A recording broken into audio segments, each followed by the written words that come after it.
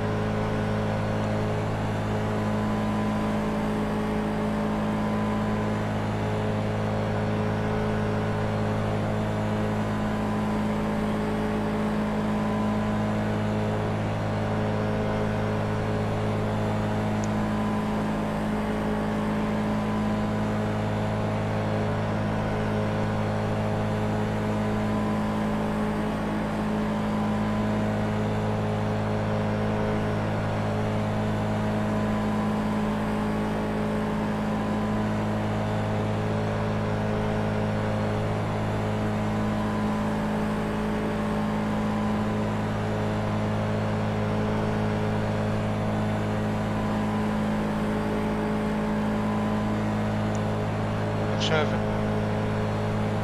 Oké, dan pak je het.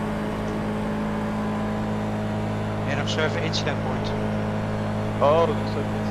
Oké. Dat is kunnen. Ja, toch.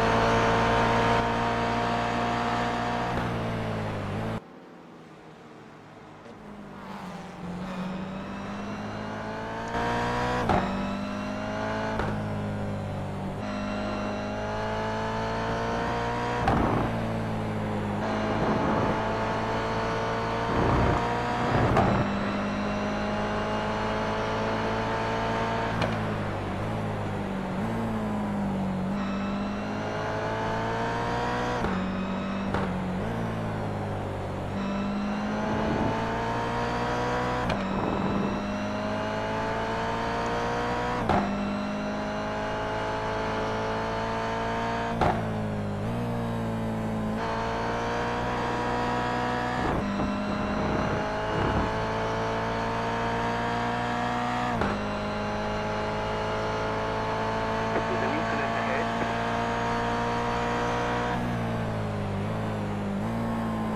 The car in T1 just set the fastest lap. 43.308. The car in T1 just set the fastest lap. 43.18. The car in T1 just set the fastest lap. 43.022. Car on your left. Still there. Stay on the right. Still there, hold your line. Clear on the left. The car in front, steady.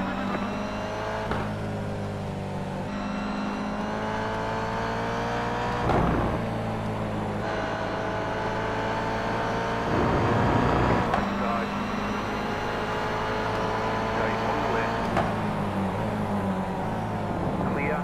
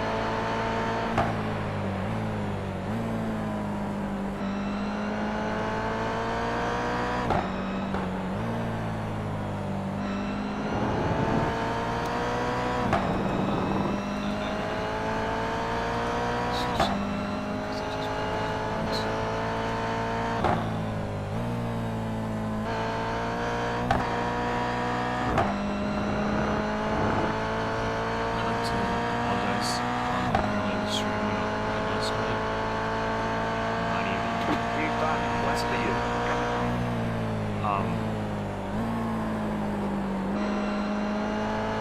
More frustrating. I am very sorry.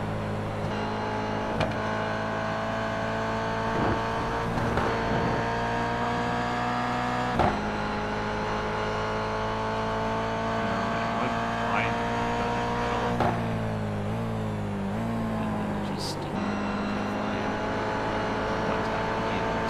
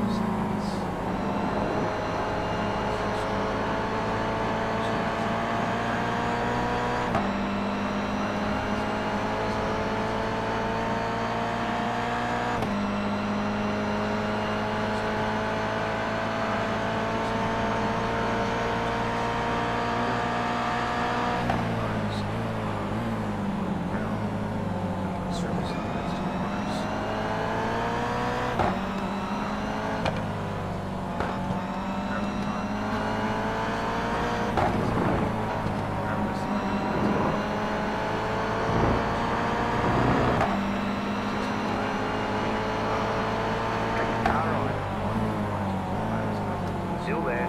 Clear on the right.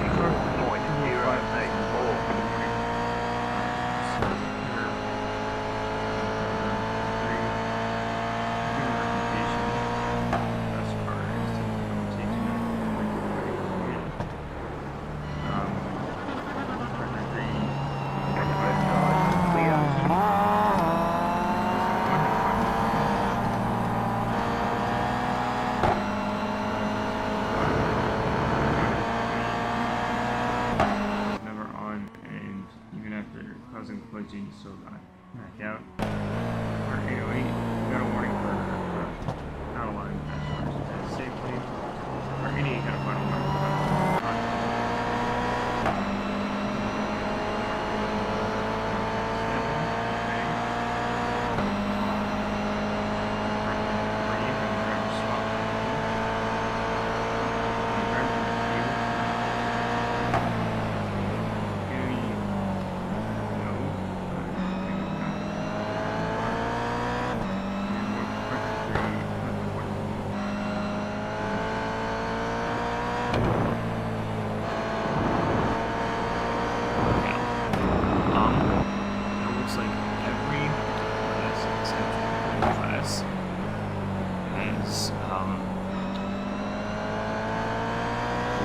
by 3 or more laps.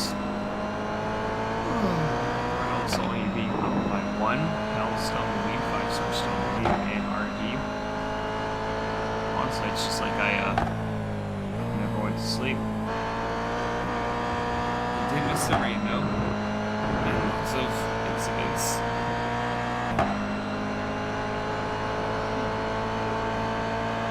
I'm Julian.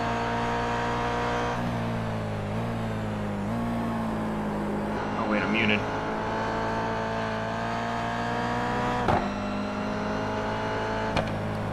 I'm Julian. Good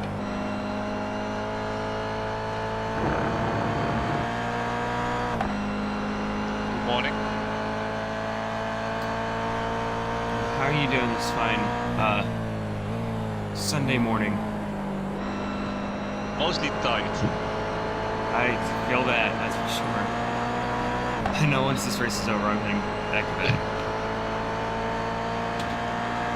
It was a bit heavy after doing a 4-hour race yesterday and having a double stint till 3 at night. Oh, I imagine. Well, I'm loading in right now and I'm seeing seeing at least that the ORA team that I'm driving for is doing very well in V5 in class, it seems.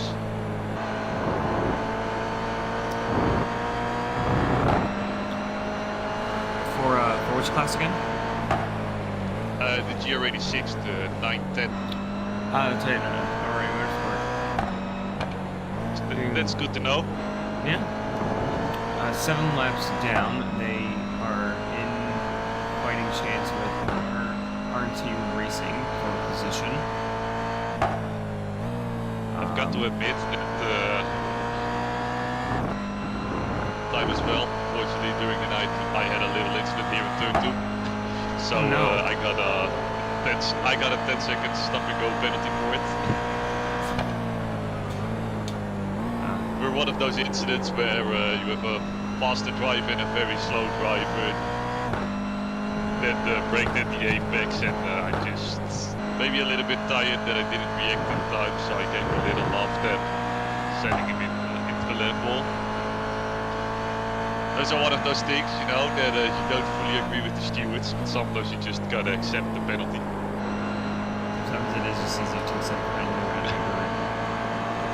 To be honest, how many times do we really agree with a penalty and we're the one on the receiving end? Very true, very true. Oh wow, look at the average incident points that I have. We're at 119 on the 24 penalty. So, That says that probably half the teams should already have a penalty. more than likely, I wish there was a way for Talking about weather, it seems like I've been coming in at the right time because I've seen rain on the radar currently. there's rain About on the radar half an hour currently? out. Oh boy. There's rain So- on the radar. We did miss all the rain. The stream crashed last night, like Oh, 20 good. minutes after I fell asleep. And so there was rain very early on in the morning apparently, and we missed all of it. I should have had rain like last night as well, around midnight in game, but unfortunately it stayed dry. So this morning, but there is rain incoming, so it will make a lot of fun the last hours. I mean, you can still lose anything, one landslide or a team behind you that misses its braking marker and slides into you, and all of a sudden you will find yourself 5 laps down. So the race ain't over yet. That's very true. I mean, Chasing Unicorns, they were the leading GR86 class until problems with the internet, switching drivers, that cost them 2 laps, and then just problem after problem just started piling in. And now they're not even in the top 10 anymore. So I unfortunately heard that there were multiple people having problems with not just internet connection, but apparently some people are really struggling with the FPS in this race. Something Yeah. with a new update that unfortunately gives some people like 20 FPS, which for people who are not really into the sim racing community right now, that means you just have like, it's like a slideshow you're watching, so it's not a smooth screen, it's like a slideshow. Anything under 60 FPS is something you really want to avoid. Ignoring the fact that I can only run anything 30 frames per second on my stupid laptop. But yeah, no. And you guys might see it like throughout the stream. Like sometimes my computer has struggled. I mean, of course, you know, crashing 20 minutes into the start of the stream last night, of course. But definitely, you know, as it's gone on, it's had more and more problems. And I was like kind of like briefly looking through the chat. It seems like it's definitely a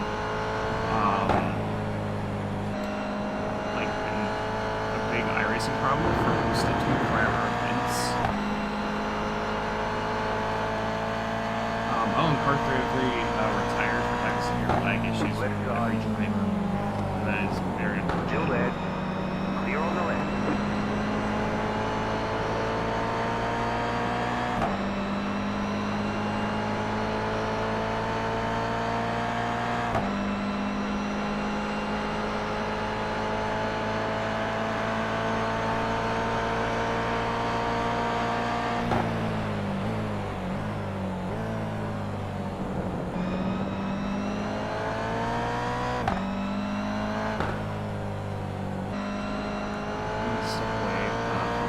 myself some water.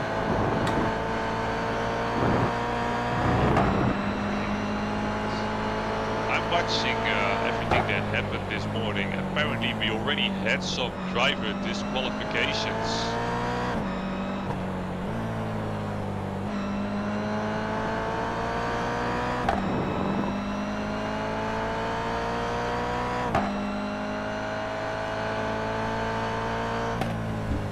Yeah, that's right. Just was reading through the rule of that driver's as Yes, indeed, there I need some driver swaps. So for the penalties that the stewards give, they are usually drive-through penalties, 10 seconds stop and hold. But then if it really gets bad, it can be a warning, or they say you have to come in, you have to swap drivers, and the driver that was in the incident has to come to the stewards, and after they talk to him, they can continue. But if it really gets worse, they can even disqualify a single driver or the entire team. And as you know, there are 2 drivers that are disqualified from the session. There's 2 drivers, no full teams, at least not yet. But we might be seeing some iRacing penalties coming soon. If you guys look at the top of the stream here, next to in same time, and later, you'll see a number of appearances in the 19 minutes. There's about on average 50 points driver in your heads, and you only get 124 before penalties start getting handed out. Those are managed by the stewards now. They're managed by iRacing. So iRacing will show drivers a black flag, and they'll have to pull in either. Is it a drive-through or is it a? The leader is running 44.522. If you get a iRacing penalty, it's just a drive-through. And then after 120 incidents, like it's not that you have 120 again, no, it's just 20, and then you have to come in again. Wow. So hopefully drivers will be driving a little bit safer the last 2 hours of the event. Fortunately, I cannot give you guys any news because my car is fighting in position, but one thing I can say, my team is a good amount below the average on incident points right now. Hey, that's very good. I wish there was a way for me to put down each team. See everyone's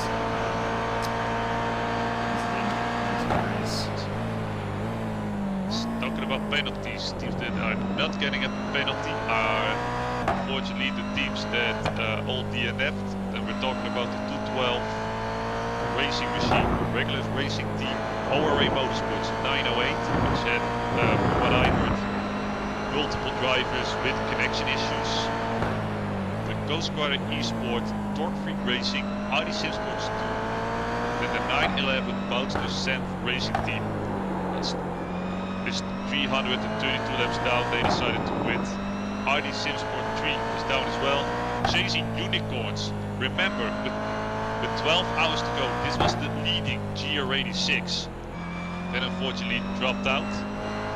And maybe the fan favorite, the 303 Sim Party Racing Lambda car. If you guys remember, that was the car that had a blown up engine early on in the race, which cost them half an hour. They decided to quit in the end. And the last car that quit was the 31 Penguin Racing Team Black. And I also want to do a special shout out to the Sim Party Racing Indigo for being 79 laps down, still continuing on strong. A real endurance spirit. That's incredible. It's not over until it's over. You can definitely have the chance to make those 17 laps back. As we talked about, there are multiple teams that already had problems with the internet connection issues. Right now, the Audi SimSports car that's leading, they're 3 laps ahead. but maybe like just a penalty. The drive to is 20 to 30 seconds.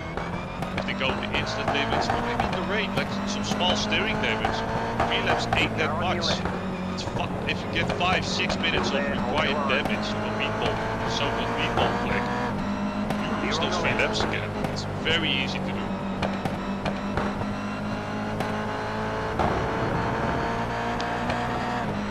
So it's safe to say that just because you have a nice solid lead behind you doesn't mean that you're safe.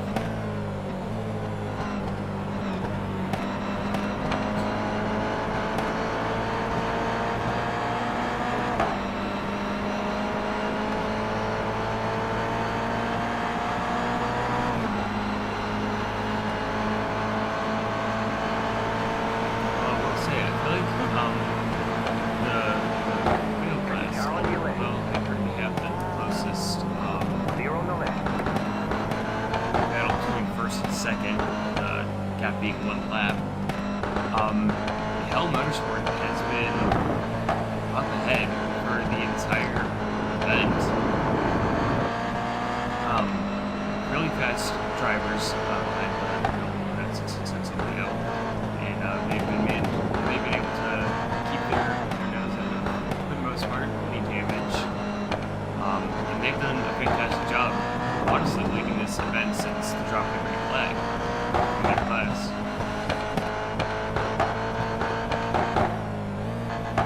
You're right, they are the car that started second on the grid. They took over the lead pretty quick and they just dominated the field so far.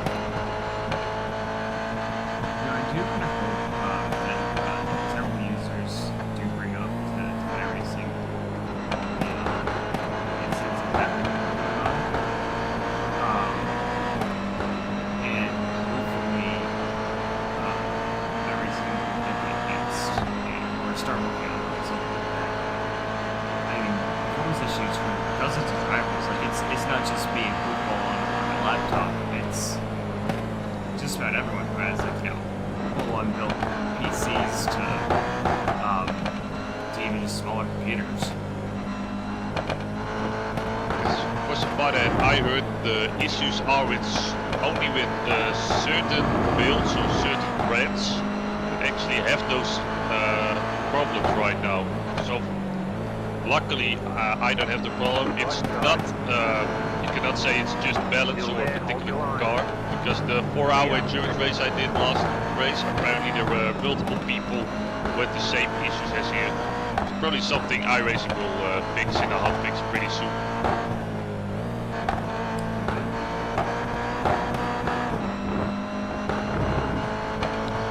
The gap between P4 and P5 and GR86 between the R&D Racing and the RRA Motorsports car. It seems to stay pretty stable at around 30 seconds. Both of those drivers are both 7 laps down, so it is for position if the RRA Motorsports can keep up.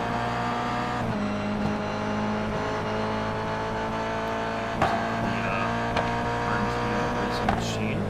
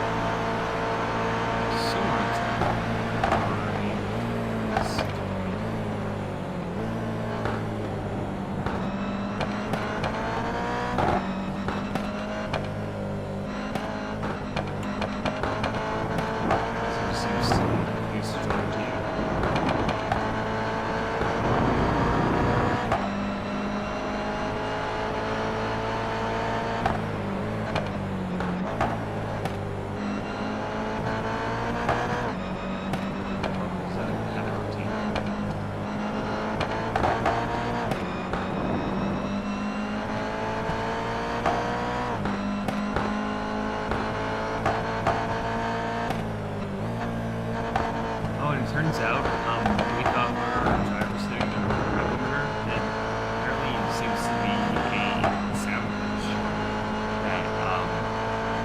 that lots of drivers have also noticed as well. So there is a message of the kind of we just talked about. It's the 303 car. It's unfortunately not driving anymore. They decided to quit due to budget issues after powering up their third engine in 24 hours. Apparently there are no more Mazda MX-5 engines left in Japan. Oh no. That's probably very unfortunate for many Japanese people. I believe that the MX-5 is probably a popular car over there as much as it is here in the United States. So not a single engine left. Very unfortunate for they've been suffering with problems the whole time. If I remember correctly, weren't they the ones that had the issues early on where they had the brake problems and blew their engine because of it? Yes, they had very low frames per second, so they unfortunately mistimed their downshift. So you get high in the RPMs and the engine blew up in the first hour already. Then they also had an incident when they drove out of the pits after repairing the damage, which cost another people, and then they blew 2 more engines, so they decided to quit. So it seems to be a pit stop for the purple sector Renault Clio right now. Stopping in the box, going up the jack, so there's going to be a tire change, and there's also going to be a driver change for the car. That's the last one we'll see for purple sector. Yeah, I think from here on it's gonna be the last pit stop. Or then one more pit stop on the last few driver checks. So the German Roberto Gunesh can get out of the car. Sorry if I completely murdered that name. And Tom Pichette is going in to take the car home. Still there. They are currently running third in class, being 1 lap down on P4 or P2 and 1 lap ahead of P4. That's it. That if they can keep it clean, no penalties, no crashes. Still there. Depending of course on the last pit stop, but they could get a good podium out of it. Clear on the right. Sure. And I think this is one of the cars that I was looking at last night for sleep. This car wasn't third at the time. It's been holding strong. And honestly, the majority of rounds have held their positions and have won of the race. But definitely still opportunities for some motorsport to make moves and possibly find their way up to second. But third is a very good spot to be nonetheless. Good race. They started second to last. Oh no, correction. They started pretty much midfield, but they just went steady. Didn't make too many mistakes. Yeah, and as you see, it works out right now, being P3. So that's going to be a nice podium if there's nothing going wrong. And they can go to the podium, have some celebrations, maybe some champagne. I think any of the drivers watch champagne in preparation for the event today. Still there. Hold your line. You never know. There are also people showing up without any practice, so you never know. I'm not gonna lie, when I was done yesterday after doing the FTR race and then doing my double stint at night, I might have grabbed a beer to celebrate that I was done driving. Well-deserved one, that is for sure. Should have saved it for my own podium celebrations.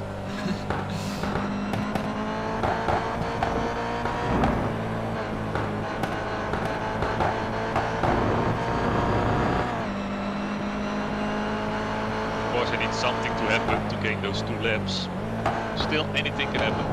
Anything can happen. if you look at the gap, it's now 29.3 seconds, so they gained about 7/10 the last couple of laps between the 9:10 and the 101.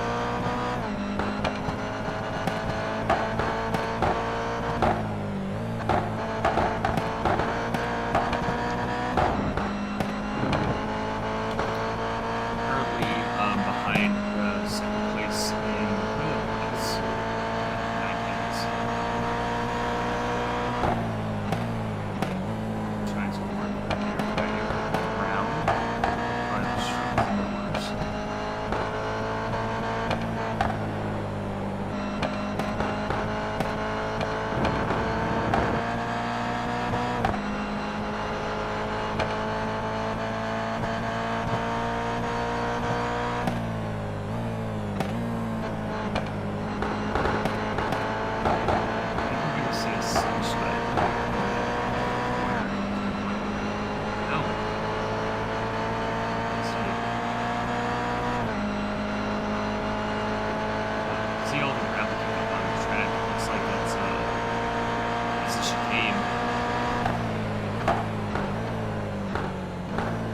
It's definitely a thing to overtake the Clios here, because as you can see, even though there are corners here, this is all easy flat, so that's where the Clio will excel.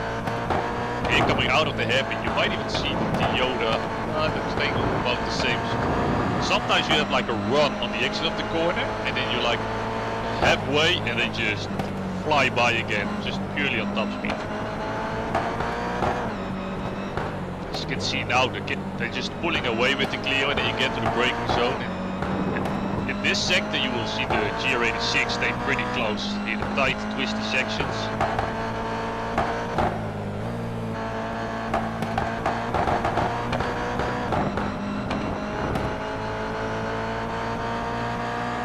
Taking a little look at the radar, we could get some serious rain. I see some yellow fronts already coming on the north side. It's still a good half hour away, the heavy rain. Probably half an hour to an hour. You never know how that's gonna, if it's gonna arrive, if it's just gonna slow down, or it's gonna increase in strength. It's true. Looking at the forecast, we'll have a 76% chance of rain as well. And As you can see, race started at so if you look at the radar, the light bluer stuff, and it's mostly a light amount of rain in iRacing. But then if you get to the greener, the yellow, or even to orange or red, the heavier it gets. So we are definitely gonna see some rain tires to the end. That'll be something to keep an eye on for sure. How long this stay on the slicks, how long we move to wet tires. Yes, so we currently have the people in chat from the OR18. And indeed they are saying they are fighting hard to get closer to P4. It's constant back and forth. Like we said, rain is coming, so you can say, oh, it's a 30-second gap. I can tell you, yesterday in the rain, you can be a 5K iRacing driver, but if you don't know how to drive in the rain, you will lose seconds a lap. Especially when the track gets really wet, like this. There's a lot of difference. It's fully on the driver then. Remember, they can't change anything on the car right now. The cars, like they are set up at the start, you cannot change anything. Only the tires will change, so the car gets a little bit higher off the ground. And you get, of course, the nice grooves to take water out of the tires so you don't aquaplane out.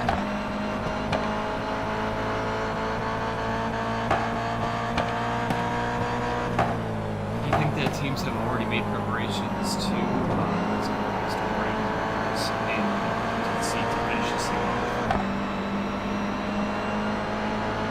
Drivers ready right now for that are in the correct time zone, so they're not able to drive in the middle of the night. Like, I don't expect to see many Australian drivers at this point. But yeah, probably Eastern American and European drivers. Yes, at that point you want to have the driver that's most comfortable in the rain. You want to have them in the car.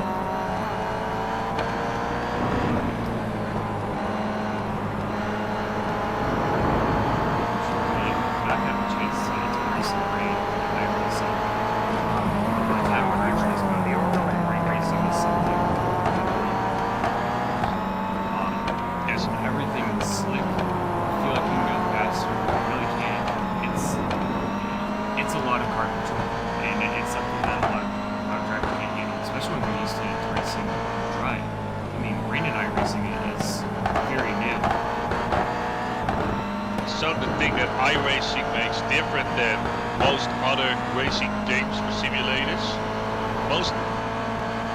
most people took the easier way and they actually decreased the amount of grip there is.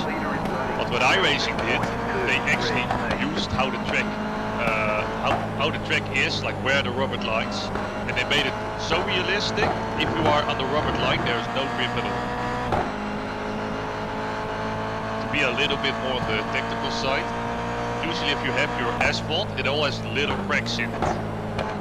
Like it's, so the water can get into the cracks and go, and that way it can go to the outside, to the grass, or to the drainage.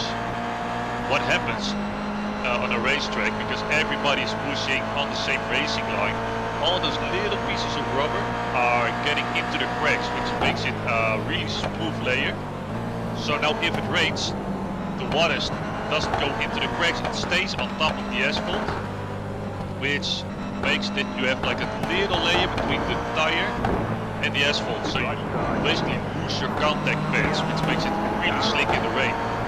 So the wetter the track is, actually the more what they call rain lines you want to drive. So you want to stay up the racing line as much as possible, because that's actually where the grip isn't on the racing line.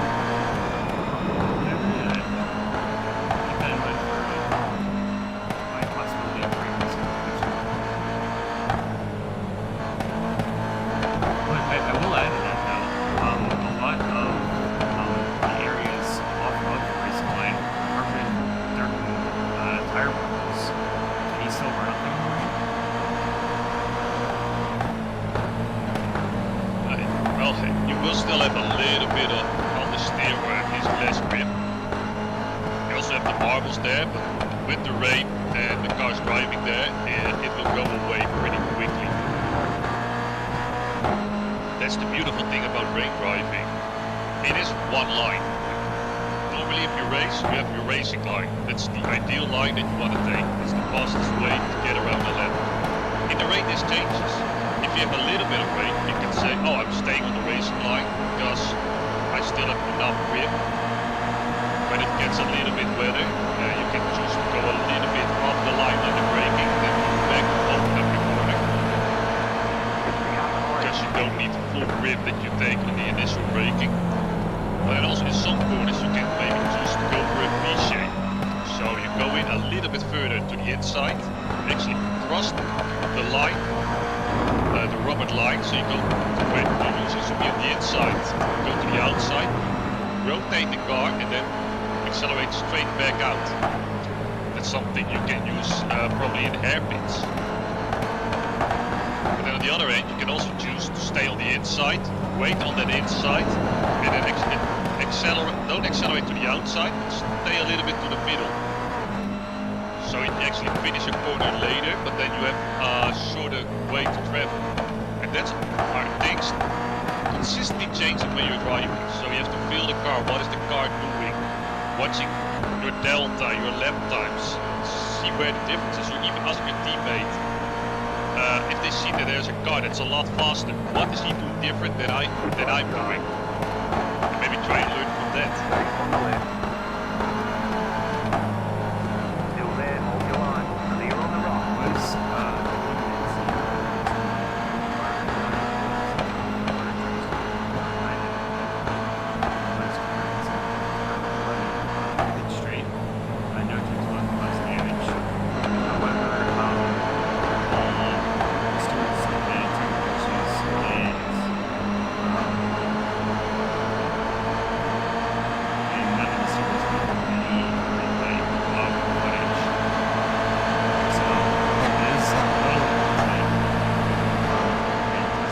broadcast team and the drivers are having technical issues, and also the officials as well.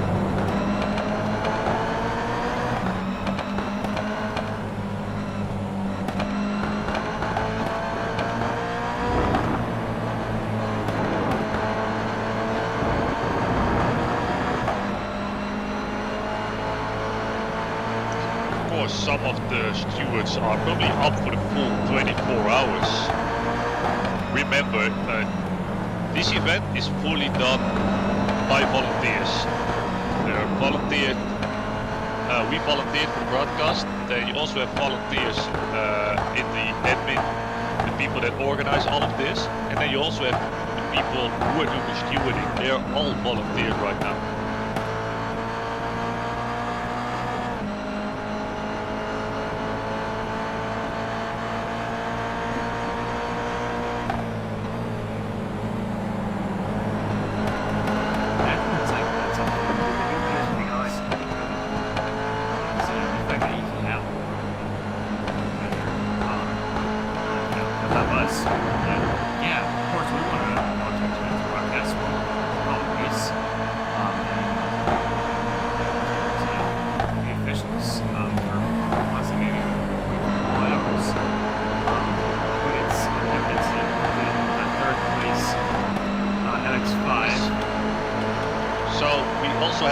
Stop here for the 910 ORA Motorsports car. So this will mean they probably get another splash and dash. Khalid Ramadan is currently in the car. Let's see if he's it seems like he's staying in. So yeah. That was a short pit stop. Now getting back out of track again. Could have chosen to just take a little bit of fuel, because there's raining coming. So in all these cars, you can swap your tires and fuel at the same time, if I'm correct. So they probably chose to just say, I take a little bit of fuel in the car, and I'm just gonna drive my laps till it's gonna rain, so I don't lose time. Because if you fill up your car now, you're waiting a long time in pit lane, then you're coming back into the pits for your rain tires, and then you're waiting, then you're fueled up, and then you still have to wait like 20 seconds or 30 seconds for your tires to swap. So this is a strategy call, and believe me, this can make a huge difference. Like, it's easy to gain 20, 30 seconds like this. Same with when are you going to swap to your rain tires. If you stay out too long, you could spin 1 or 2 times if you were unlucky. So all of a sudden you lose 20 seconds. So yeah, there's definitely a lot to gain and lose when we get to the switchover period, which will be pretty soon. Rain is getting close, people, so stay with us, because plenty of action is going to happen. I'm also seeing Magic come into the chat. Good morning, Magic. Yes, I just joined this morning.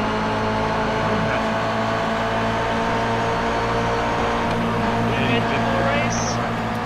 Very much so. We have an average of 119 incident points. So, on average, drivers are just about to get a penalty. Really? Yeah. We are at 19 at 47. Oh, you're at 47.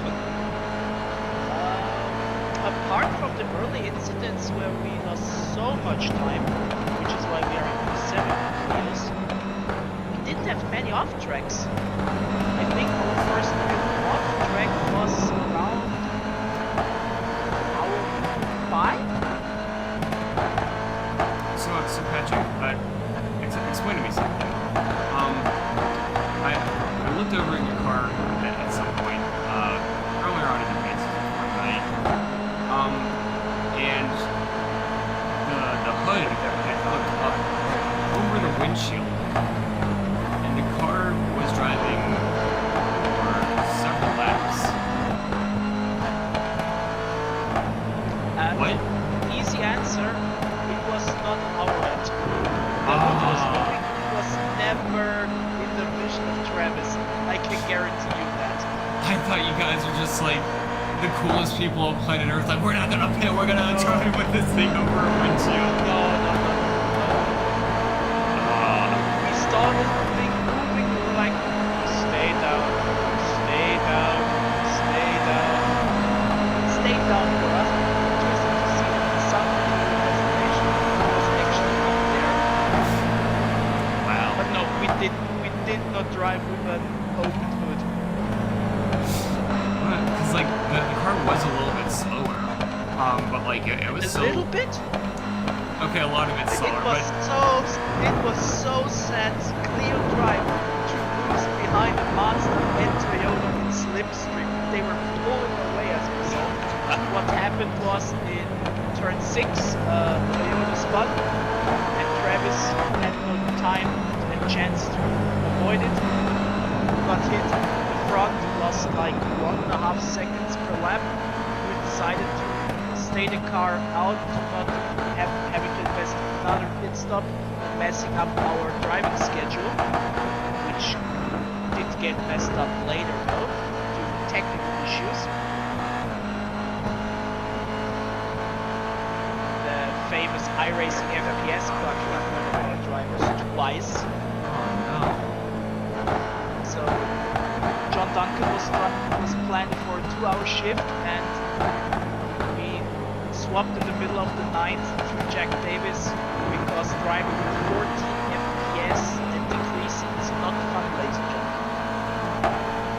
You guys don't play like that on a daily basis. That sounds about normal for me. And it was like horrible. I had this experience with this FPS bug plenty of times in PDC this season, twice, and it's not fun when each and every... Oh, it starts to rain! Is there rain? Just start to rain. So now I'm it's seeing getting interesting. There it is. As soon as you said it, I saw some drops. The track temps, they are dropping fast. The track was heating up a lot over the last hours. So currently the rain is coming from the right hand side of the track, so it will be the back stretch where we see the first rain coming. Yes, That's just part of the track. It will be interesting because now the question is, how strong is the rain? How long can you stay out? How long do you dare to stay out? If you get pits too early, do you destroy a wet tire? Because it's not yet wet enough.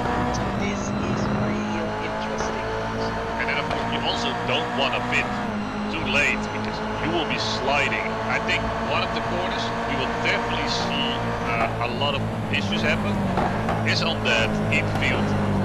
The little left-hander that's a little bit downhill where the rear can get loose. That's the first turn where we're gonna see incidents.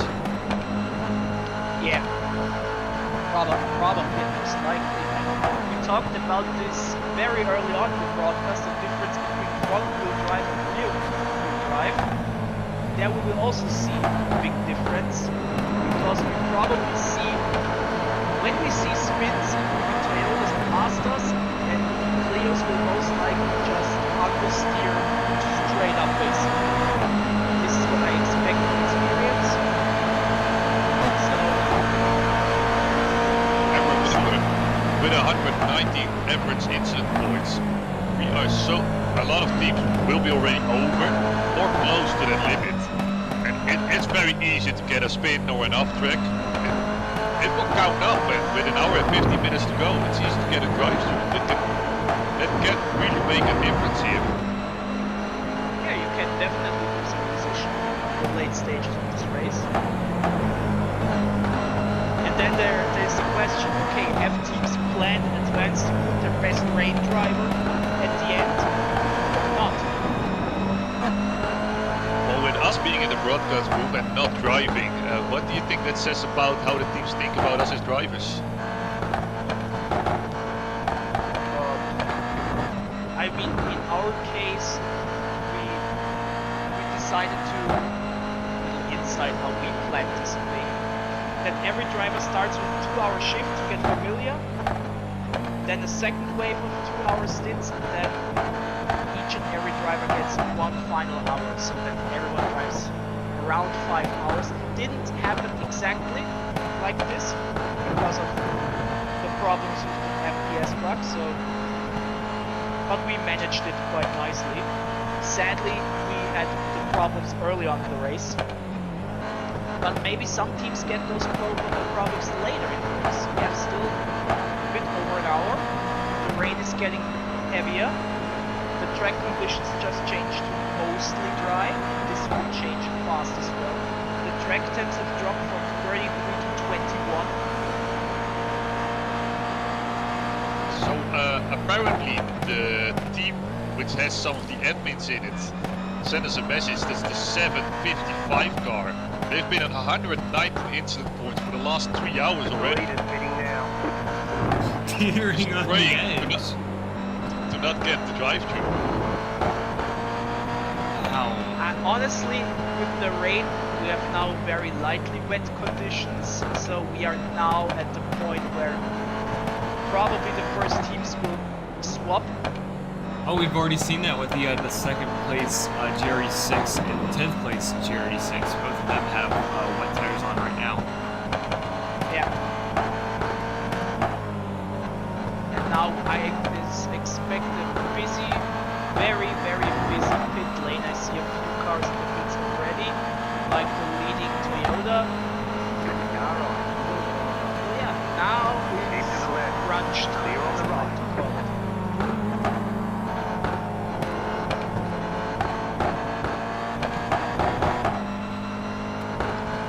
Okay, so this might be going in for a fight for the P4 position. R&D Racing, the P4 GR86, is actually pitting right now for the wet tires. So with the ORA Motorsports car taking a little bit of fuel, let's see what they are gonna do when they come to pit, if they gotta come to pit lane this time by, or if they think it's too early and try and gain some time like that. Yeah, it's definitely now a strategic race and also bravery. Also, for the R&D Racing and drivers, well, Miles Siebel got out of the car and Ryan A. Brown is taking over for him for the last 1 hour and 11 minutes.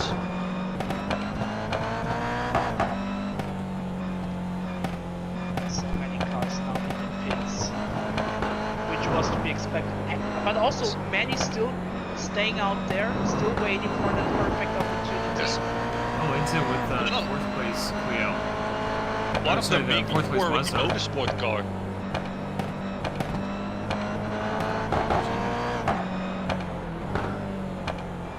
But when we will reach the point where it's no longer feasible to be out on the dry.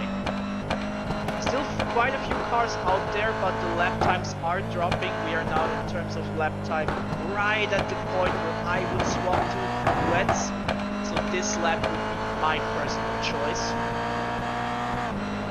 Oh, just a big slide for the 89 GG car at the same extent. They're currently on Oh, quad yeah. tires. There is a spin, the NIM Speedball 555 spun around.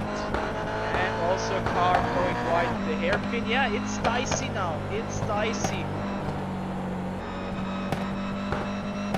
It was the same when the track was drying up. I had the honor to drive for my team when we got the conditions. So swapping back to dry tires. You had one dry lane, but the moment you got away from it, it was pure hell.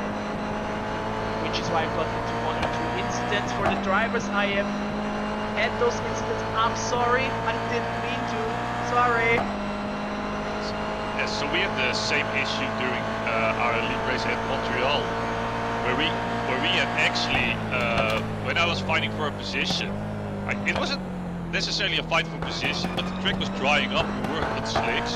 Nobody wanted to go on the wet line, so it was literally door to door, because both of us didn't want to give up their dry line, because they knew that I can't brake on the wet line, so I'm gonna lose the position there. So that's definitely something. Expect some more aggression right now, until the track gets completely wet. Speaking about now what would have been the time where I would have pitted, my teammate did not, so he stayed out. So The leader I of hope Clio this class. is a good choice. So the ORA Motorsport car chose to get in this time by. Apparently they also swapped drivers. So Ron Jacob is getting into the car, taking over from Khalid Ramadan to take the car home as well in the wet. The leader of the Clio class is still running out on tries. I just watched him drive past Pink Road. And so is well, I don't know this for sure. I believe that the second position class are also still running. Yeah, but it seems fast anymore. If I'm looking at my car right now, just curious how it looks. Well, what? He's struggling, but he keeps it on the road. No off tracks, no anything, but it is slow. So let's see if he comes to the pits right now. Well, the thing is, how much time are you losing? Hour and 8 minutes to go, and we know these cars can last about an hour on fuel. So if you can stay for 3 or 4 laps, you can make the hour mark, and you don't have to pit. Well, all the cars that pitted earlier, they have to do a splash and dash. That is correct. I think this is what my team is trying right now, because they're still out. Just like you said, a few more laps and you save 1 pit stop. But the margin for error gets smaller and smaller and smaller.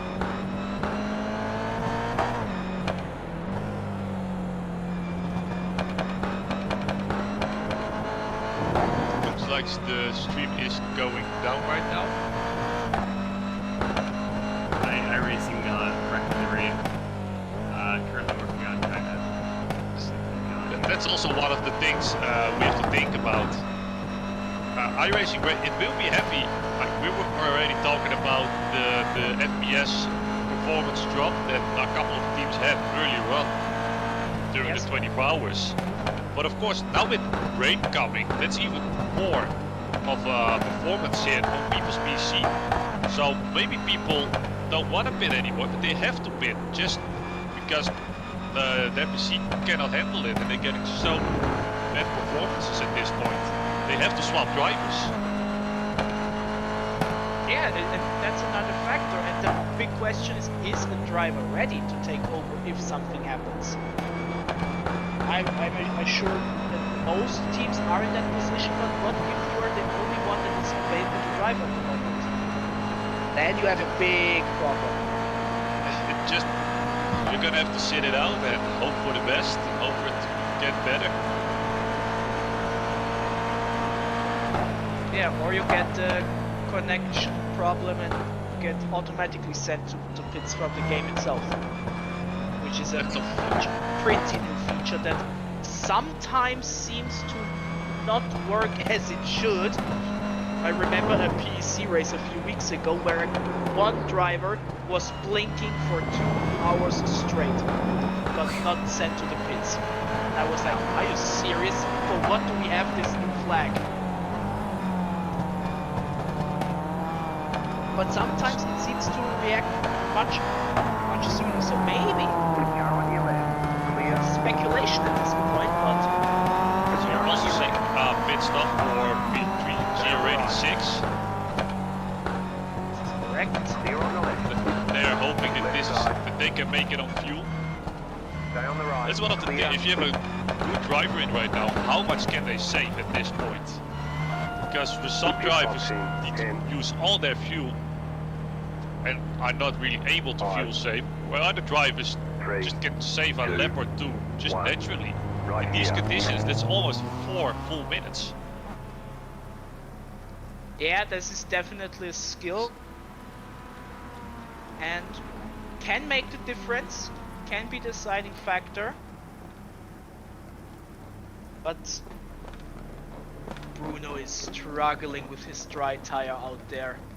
I talked about bravery, but when is bravery a Hail Mary situation? It feels like it is now. Yes.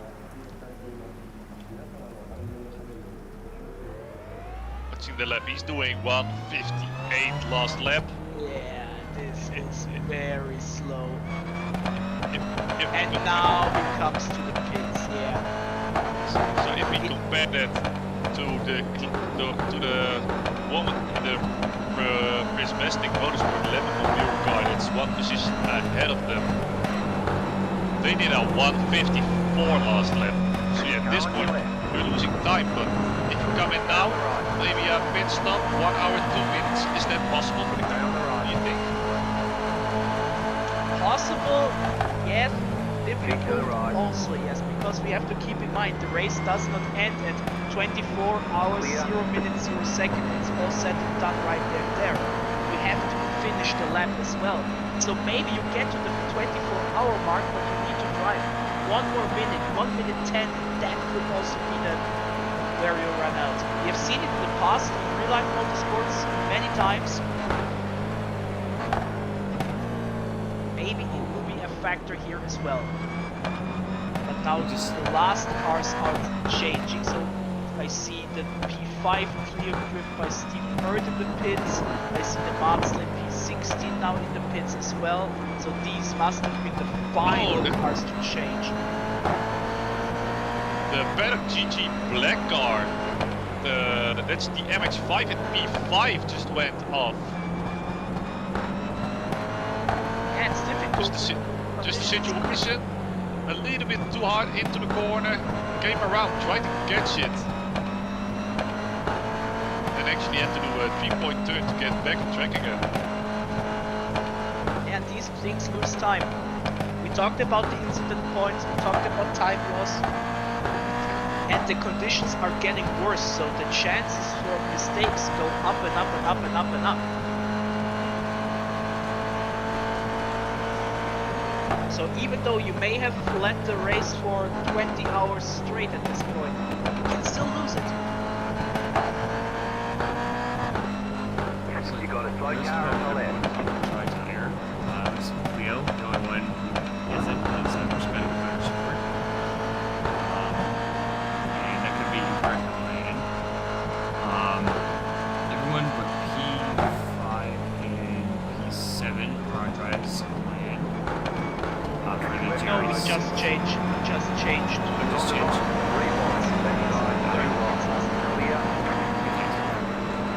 Oh no! The LRA Motorsport has a people. I can see if I can go back and see what happened. I'm not sure if I It's still... it happened on the turn to exit. Turn to exit, right rear into the gravel and spun around, run it into the wall, giving it a people. Yeah, it's a fast corner. You drive it in here, so it's fast.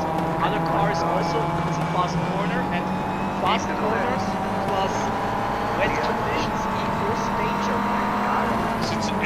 It's a very small lift for the MX-5 and the GR80. It's just a small lift just to get it turned into the curb when you're accelerating early before the apex. He seems to be struggling really hard right now. That seems to be the end for the 5 or B4 against the R&D racing car. Yeah, this is what we talked about just moments ago. You can be in the prime position for the entire race. You can still lose out big time in the final hour here. Especially with the track, it's getting wetter and wetter and wetter. It's now declared moderately wet, which is a lot actually. I find the labels a bit amusing. They are indeed struggling a lot in the LRA car. You see, really trying to nurse home, maybe even some broken suspension. When he hit the wall. Currently entering pit lane here, as you can see, just being careful.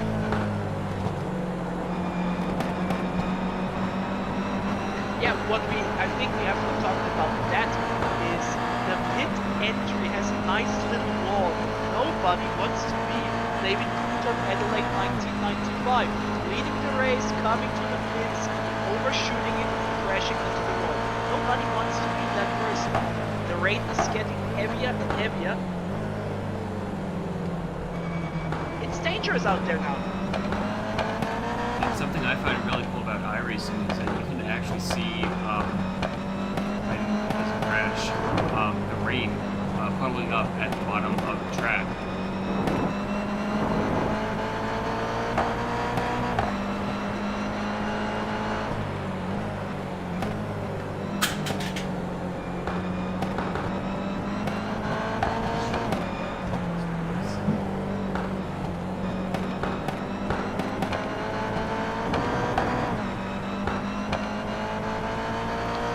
Take a look at the weather radar, how is it looking? Yeah, it stays wet wet for at least, yeah, for the rest of the race. For the rest of the race, it stays wet.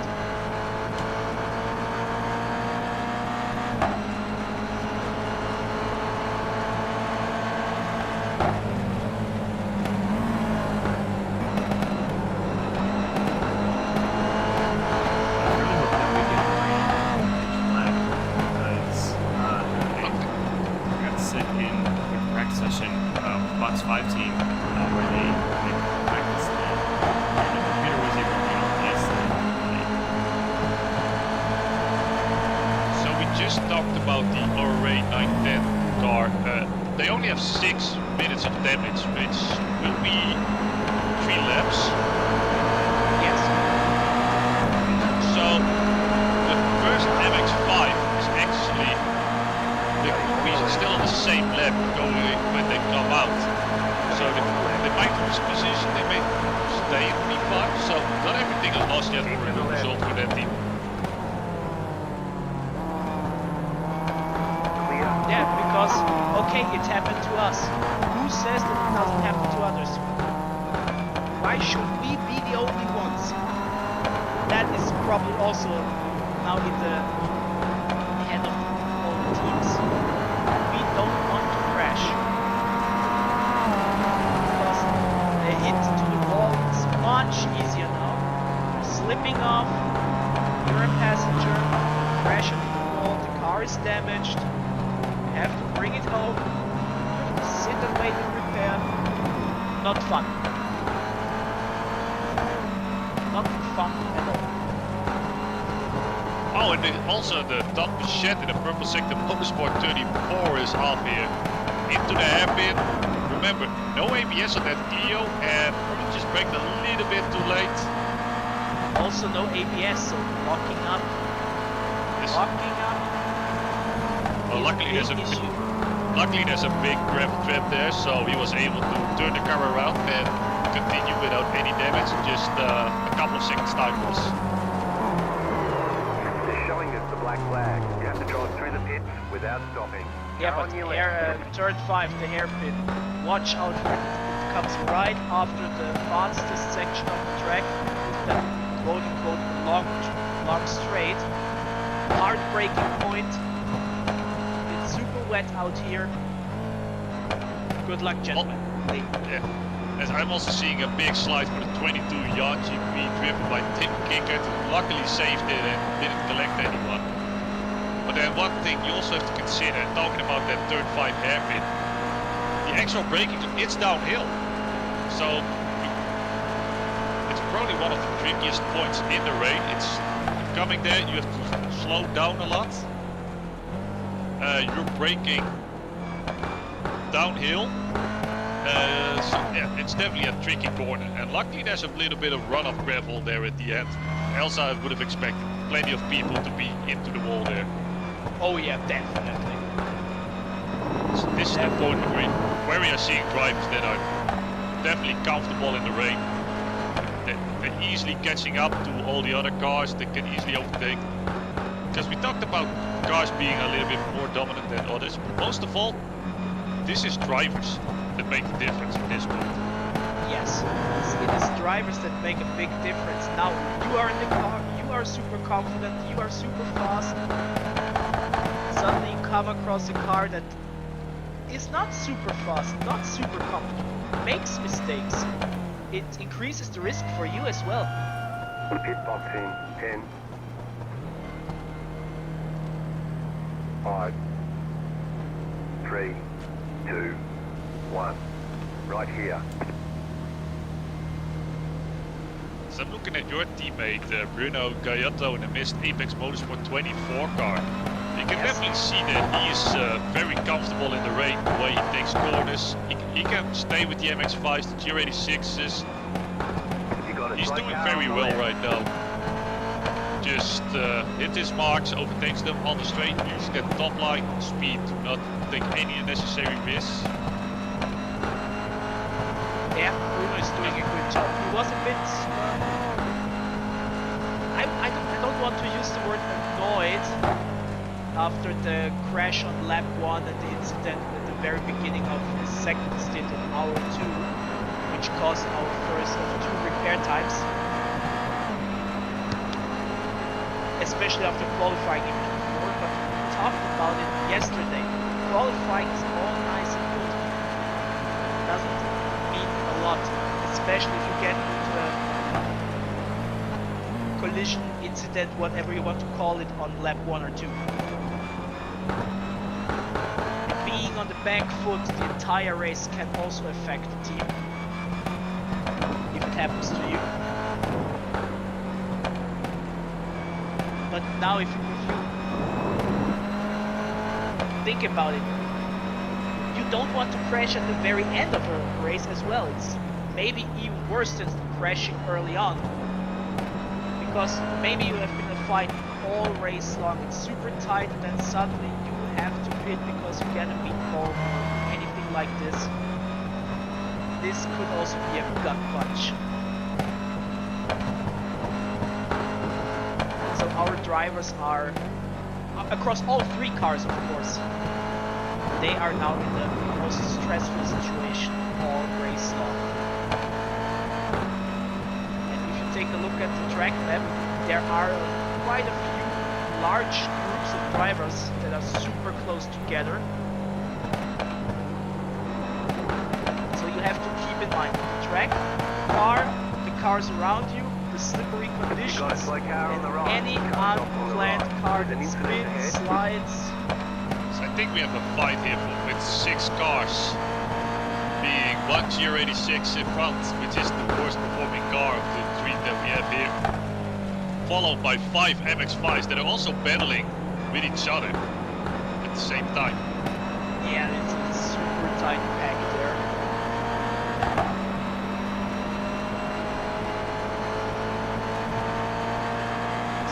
Super tight. Big slide there for the 20, almost taking out the 71 there. They're definitely pushing Doorberger. Oh, 20. That was a little bit aggressive maybe there against the 71 in the last corner. Yeah, this is also another factor.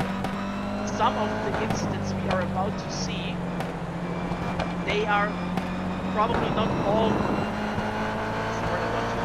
intentional. Okay, I brake here. Oh, oops, oh, sorry. Clear on the left. Can all begin with a teeny tiny mistake on your end that turns into something bigger. Hey, You definitely see people just not even being comfortable being after turn 2 and that's just easy flat out chicane. Like you see people just live there, not being comfortable in the rain, and as a better rain driver being behind that, you really have to pay your attention and be prepared that a car suddenly slows down. do one of you guys think that you could stream the race? I could not get it off my computer on the stream. Okay.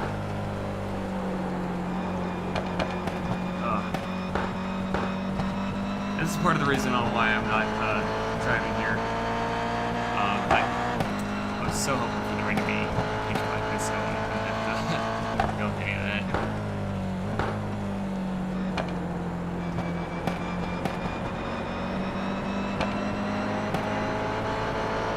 Unfortunately, I don't have any of the means to stream, so Yeah, we'll do without the overlay. Now. Yeah. But like technical stuff, some things are out of your control. That's the reality.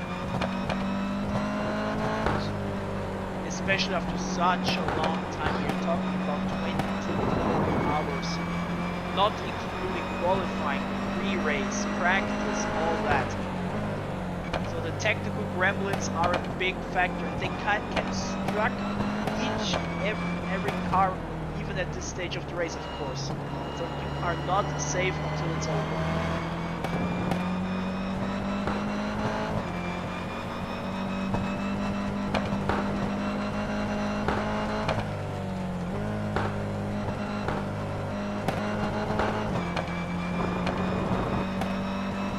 our A car is back in again. Let's see what happened here. Just in the corner. No grip. And just slipped around. Then took a tow back to pit lane. Maybe some damage earlier on, which we didn't see. It's a possibility at the very least. They just exited the pits after the damage. Just cold tires, being on the inside of turn 2, maybe a little bit with the gravel. And they just try and steer in cold tires. They just went around. They decided to tow the car, so maybe they still had some.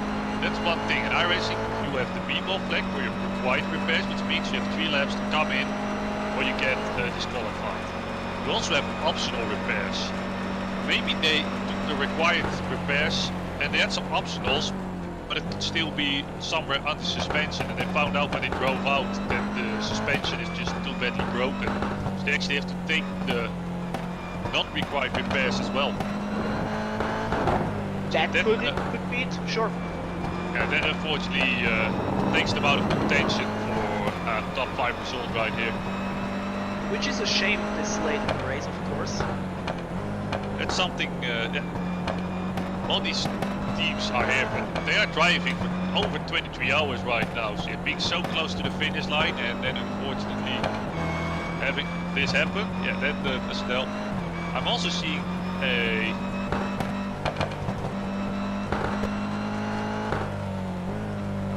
meatball flag, but that team doesn't seem to be active anymore. They need to finish the race. Yeah, 1 second. I don't know if you saw the message. Currently preparing something. Oh. We're gonna get this much true. Patrick's pulling all the stops for us. The dream to have a professional broadcast is not over.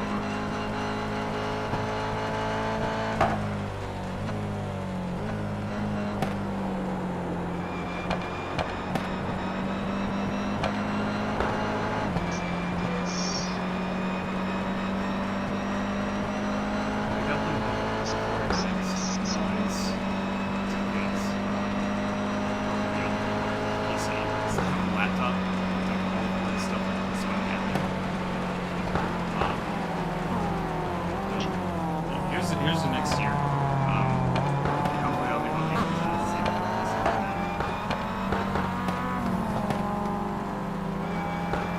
I saw an update of the RA910 car.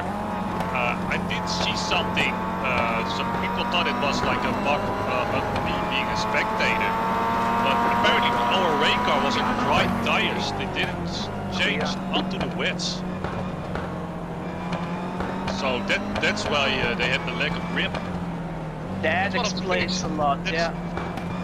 You have to actively select in iRacing. You want to go to the wet tires as well. So if you don't select it correctly, well, these are the results. All of a sudden, like just one click can cost so much time and so much positions. Oh yeah, oh yeah. I'll start the screen share for you. This helps you.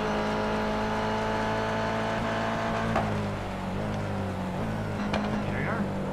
Thank you. Nice. I am on most exciting now because camera work is sadly nothing I can do. You have a preferred camera though? I go to TV Mixed. If that's what I Can you repeat that please? I do TV Mixed.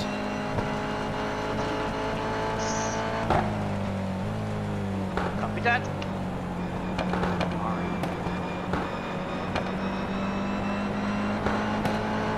Most exciting.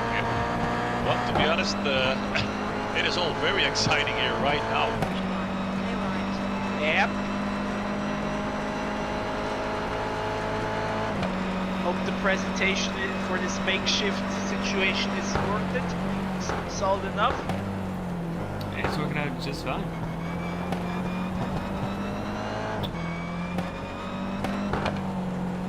Just This is currently Definitely on some race. on that 666 car. Yeah, but they're leading the race, so just bring it home, baby. Bring it home. But yeah, the front bumper has seen a few things.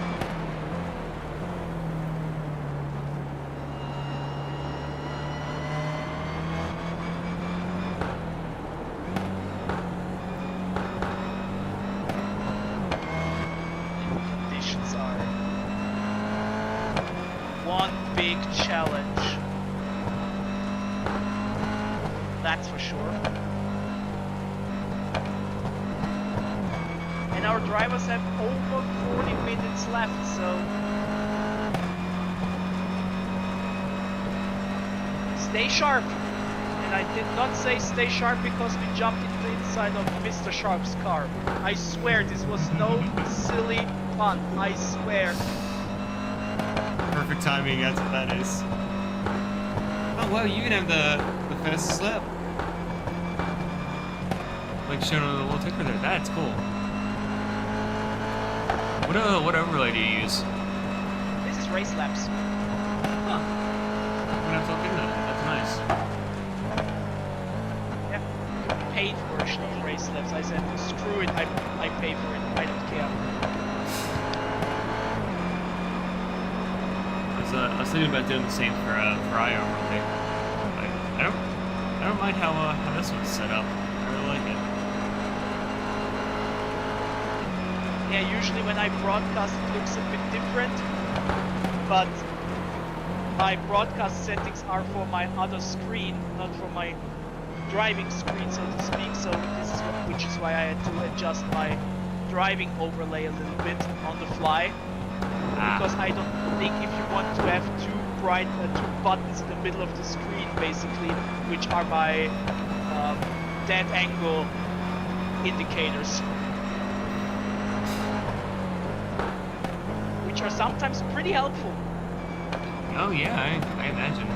Another NASCAR game, NASCAR Inside Line, it has like this little radar at the bottom of the screen. One of my favorite things ever. Stuff I help you get in future situations.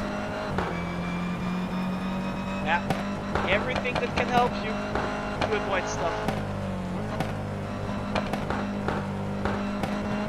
Interesting that two cars in P4 are next to each other, the Leo and the Mazda, Oh, I almost right had next to each other. three leaders next to each other in the middle of the night last night. I got really excited with the DR86 caught up to the Leo and drove away when the MX-5 got stuck in traffic. So unfortunately, we didn't have thumbnail moment of having all three leaders battling it out together, but it's pretty fun for sure.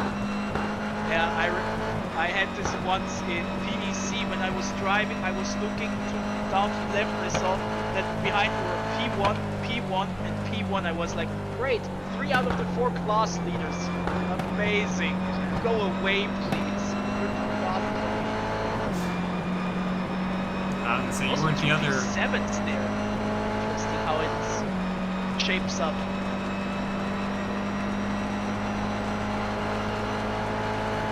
They all played this out. Just weren't put in the review. I just wanted to say I think our drivers have adapted to the situation. And next thing we can see is a car in the gravel.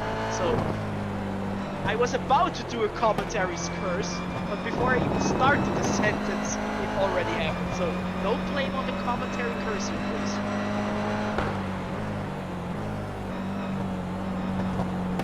But yeah, looking at the last 5 laps, the Aura Motorsport car is pretty quick, even after losing so much time in the pits.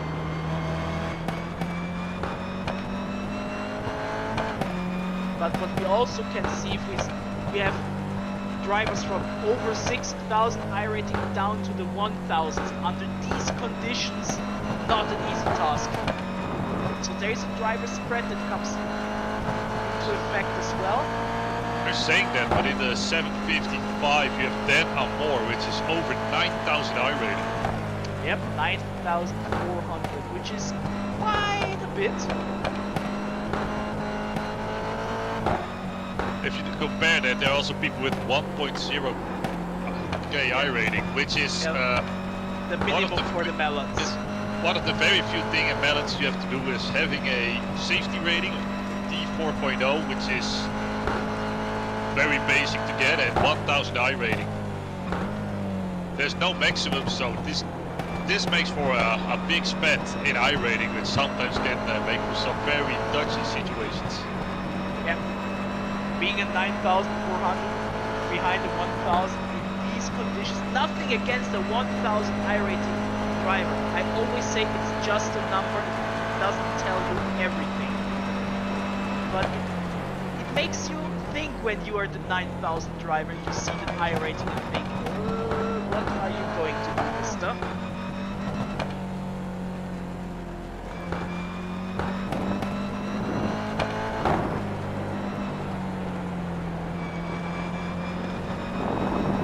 If you take a look at the track map, can I shout out Mazda in P16 who has nobody, and I mean nobody around him.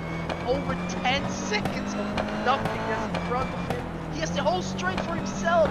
Look at this on the minimum, I love it. He is driving on its own, he doesn't even know there's a race happening. Lovely. That might even be the best position to be in. Have a clear sight, no spray in front of you, no pressure from behind. Just Oh, I would love it. I would love it. just putting your laps down, getting that information of your teammate, like, okay, we only have 40 minutes to go, 30 minutes. Currently only 36 minutes to go. Clear. He's And gonna be just really lock your jealous. laps.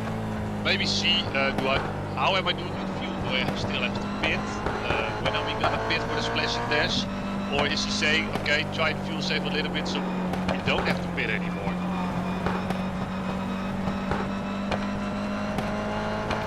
I think that's a pretty rare occurrence just have like one single car out there. This track's been pretty bottled with traffic. Just about anywhere you go. Just having the one car out there and that one little bit of open space is really nice. Definitely, yeah. Because vision is such a big factor in these conditions. So this track is also, like we talked about traffic, but being with so many cars, it's only a 3.7 kilometer track with 11 turns, so even if you take that out, it's like over a car, there's more than one car every 100 meters. Yep. We talked about it very early on. It's a small track and you have not a lot of room, which is quite even more amazing that the Mazda P16 is in its own realm.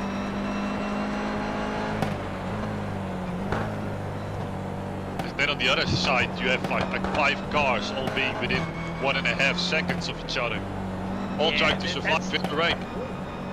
That's the other extreme. That's Yeah, the other extreme. You definitely want to be the driver that is comfortable at this point. So a small reminder from the iRace, or from the Melon stewards, leave a little bit more space in these conditions. 40 minutes to go. Everybody wants to finish at this point.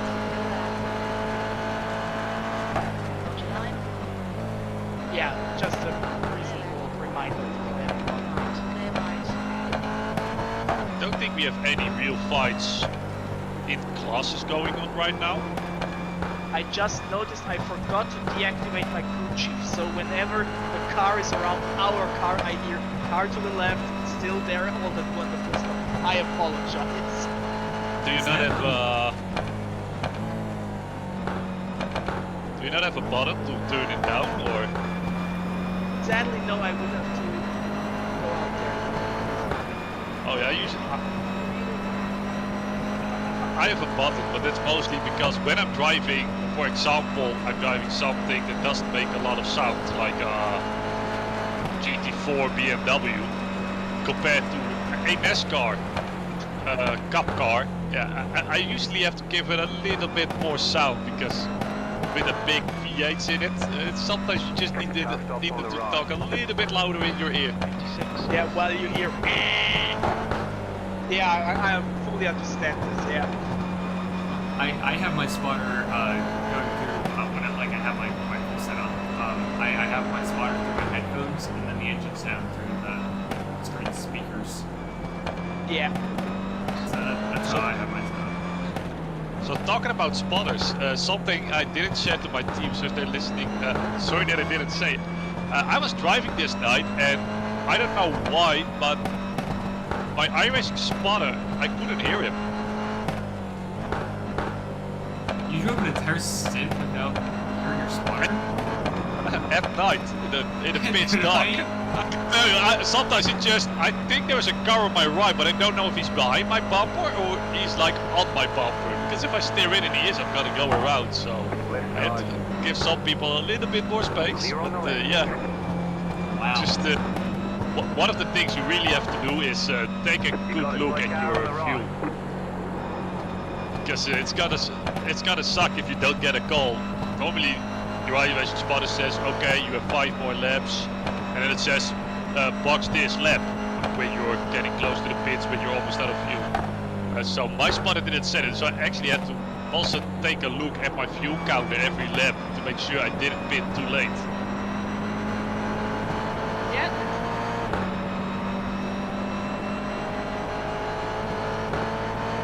So imagine being like we had it happen, of course, in multiple other series, like a WEC or one of the endurance series, where drivers actually had the same issue.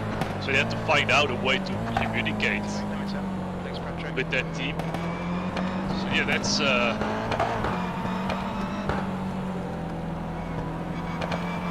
my car is that's something special. right now. I think, yeah, maybe your guys decided to stop early on. Were you guys maybe in the train? If they have to do a splash and dash, you can better do it now. I don't know. Keep to the left.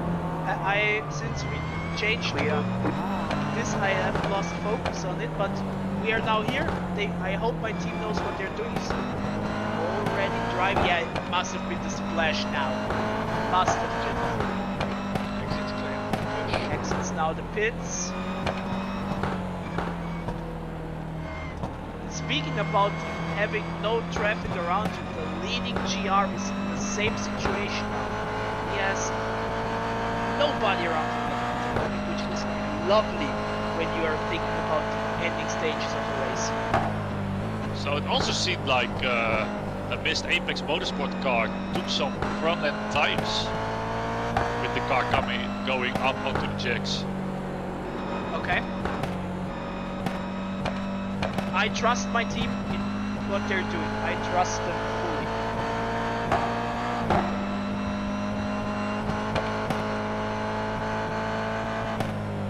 Still so much traffic at certain parts of the track. Like here, 2 Clios, a Mazda, a Toyota. This is the P3 Clio.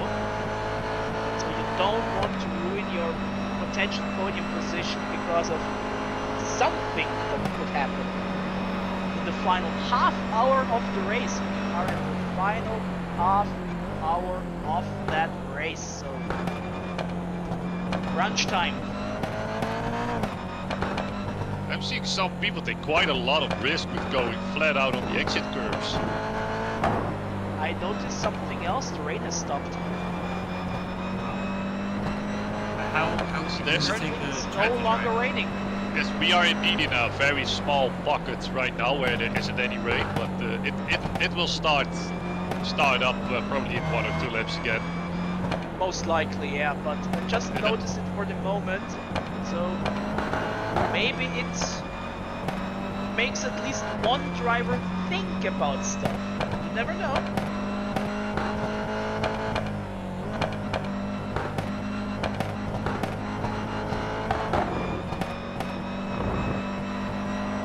And typically, if there was going to be any more heavy rain, how long does it take to check the drive? We noticed on this race that this track actually dried up pretty fast. So, but the problem was, you got one racing line that was forming pretty quick, but the second you moved off of it, it was a nightmare. So, especially in a multi-class race with different cars, you have to overtake a lot. You really don't want to do it. It's different than in, for example, Formula 1, where you have less overtakes as a whole, but here you are constantly having an overtake, being overtook, and having only one line that is really good and the rest is awful can spice things up. There are some people who might only watch Formula 1 where the blue flag means get out of the way. In iRacing we use what is called the it's more a multi-class blue flag. It's advisory. It only tells you there's a faster car approaching. So you don't have to move over. It's the responsibility of the faster car to overtake you safely. Like it's not like you shouldn't defend and you should help them facilitate the overtake. But then it's not like you have to move over, so you can just run on the racing line and like, yeah, okay, fine that you're gonna overtake me, but I'm not gonna take the risk of moving off the line. I will give you the inside of the corner. So that definitely can make a big difference.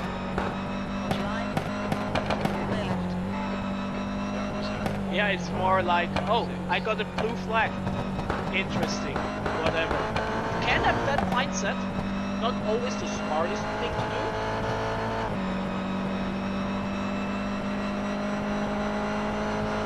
I think my rule of thumb is always, if you are in fact faster than me, I'll let you pass me, but if you can't pass me, then I'm not gonna let you come behind me. I'm not gonna be stuck behind a slow car.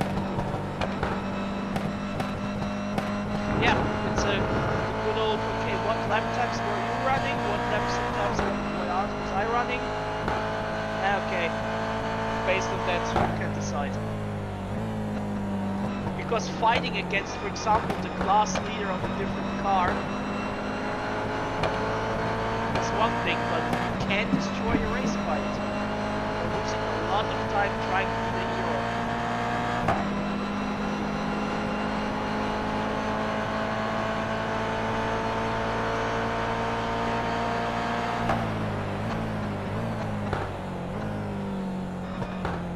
I'm gonna be honest, the blue flag in NASCAR means exactly what it does here. Absolutely nothing. It's just a fun flag that the official likes waving around every so often. I believe in NASCAR you can even like decide to run like the inside line and not let the faster stay in the lead lap, right?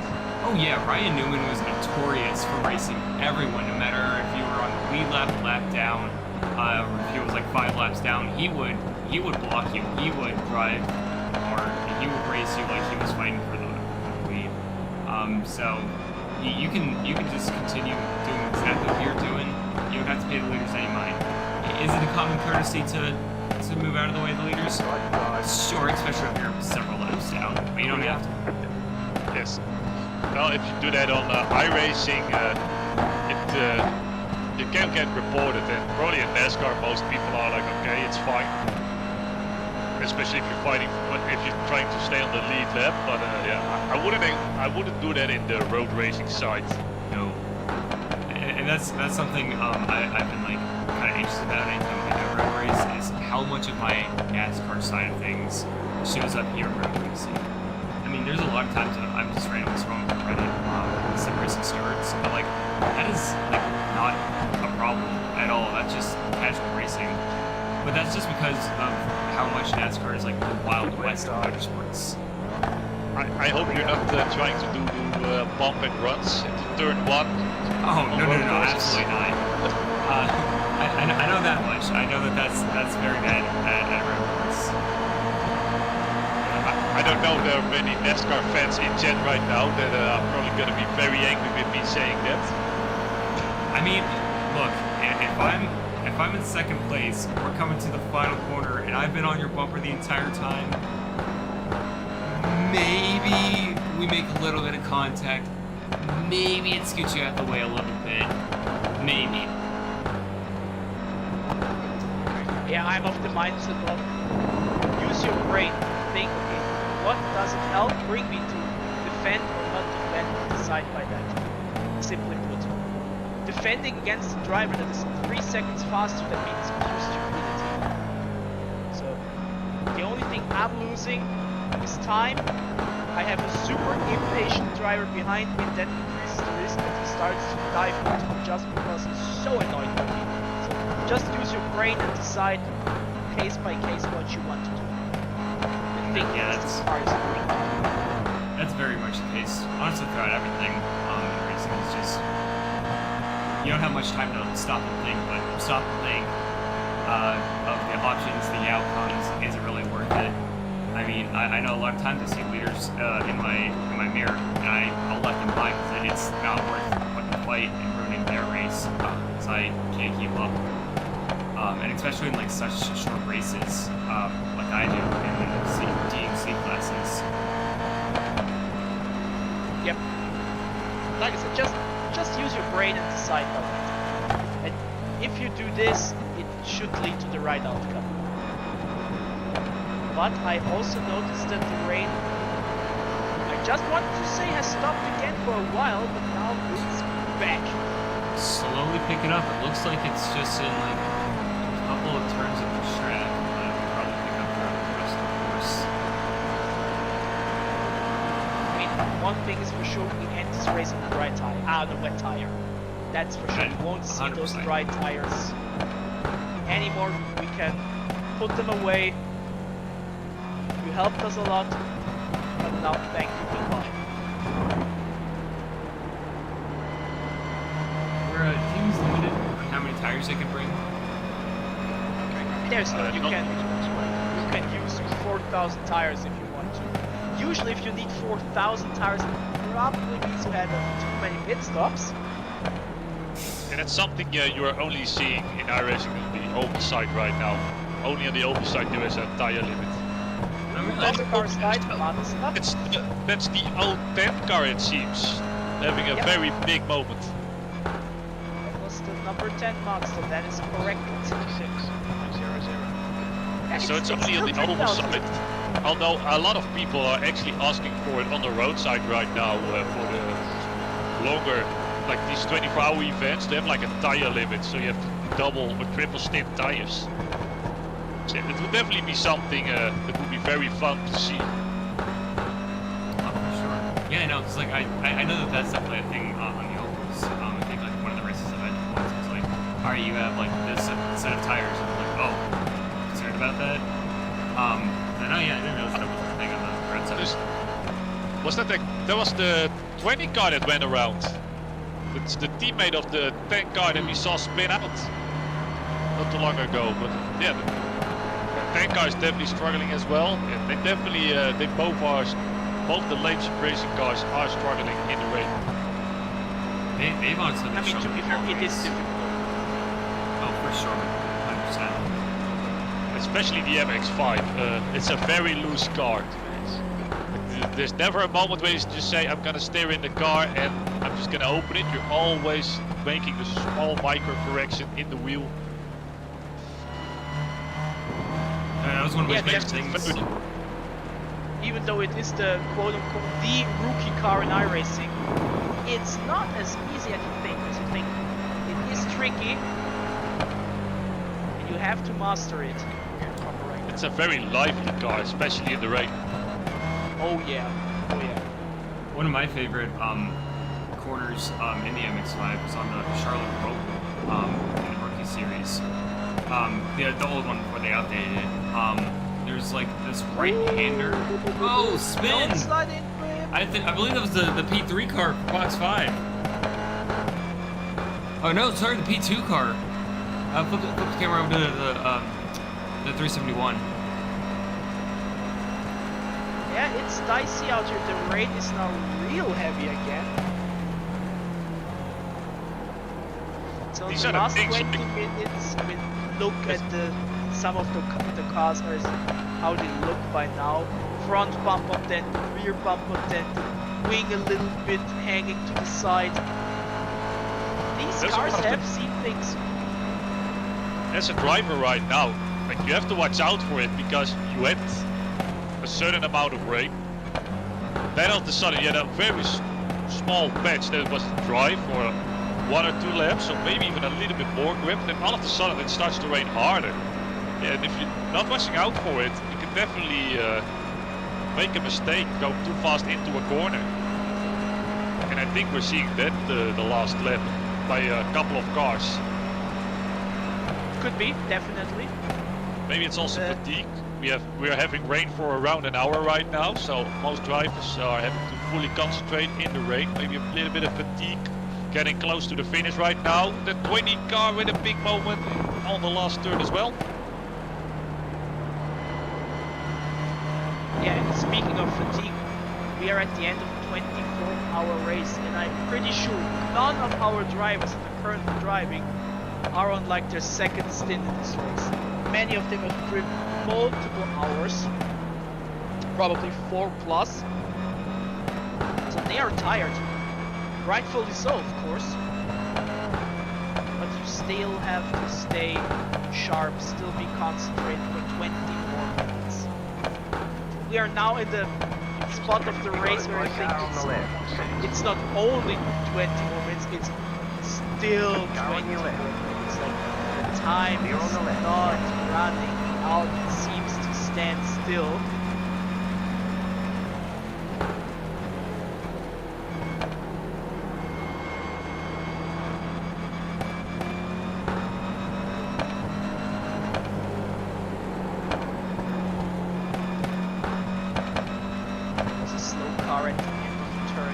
That was the Mazda 9. Is there a car heading to the pits? Yes, it is. A car heading to the pits. It's the P11 Mazda, if I'm not wrong on that. Yes, it's the P11 Mazda, number 10 car.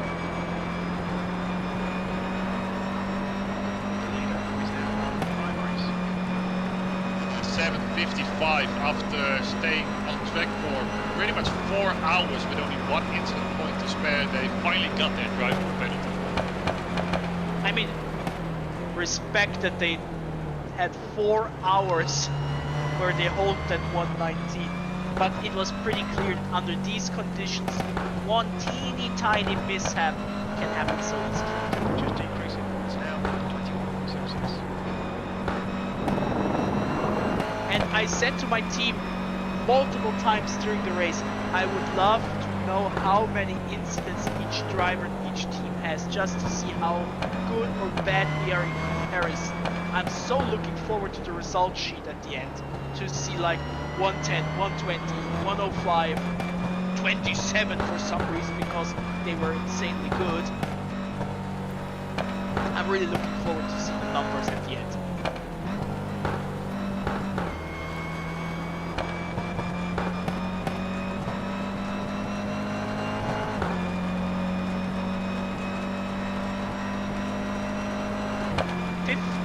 Minutes and 2 seconds, ladies and gentlemen. 15 minutes now, that's 15 minutes. It is getting to the wire. Almost 800 laps these teams have driven.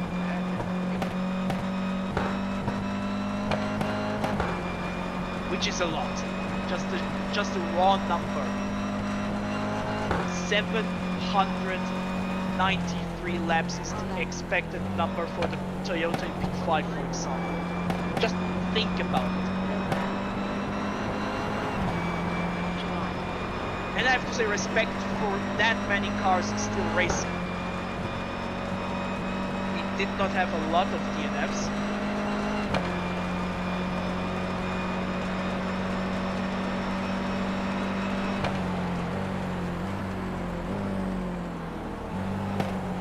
I think everyone will be happy once the race is finally over to get some rest. Especially for some of the teams, I saw that multiple teams are all in the same time zone. One of them being the ORA 910 car. They are all European, mainland or British drivers, which means the biggest difference is 1 hour in time zone between all drivers.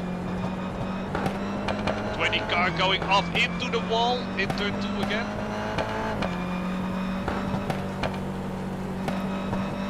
Some Yeah, cars they are are, pretty happy once the race is over. yeah, that car is definitely struggling in the last hour.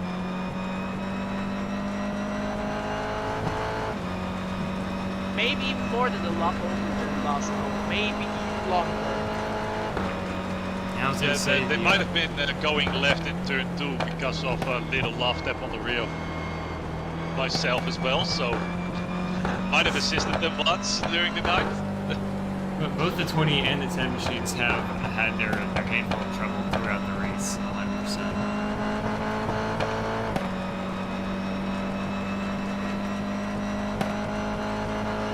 Yeah, we also cannot forget that how daunting of a task a 24-hour race is.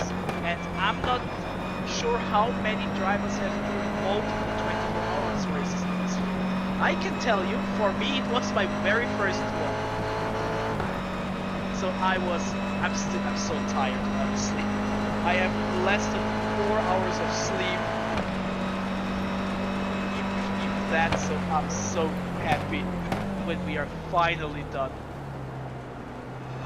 So I now am as heading well. to the pits. To the I'm- Mazda 4. Last corner. Looks like. I watched the time in real time go from 1:59 to 1 a.m. It was really weird.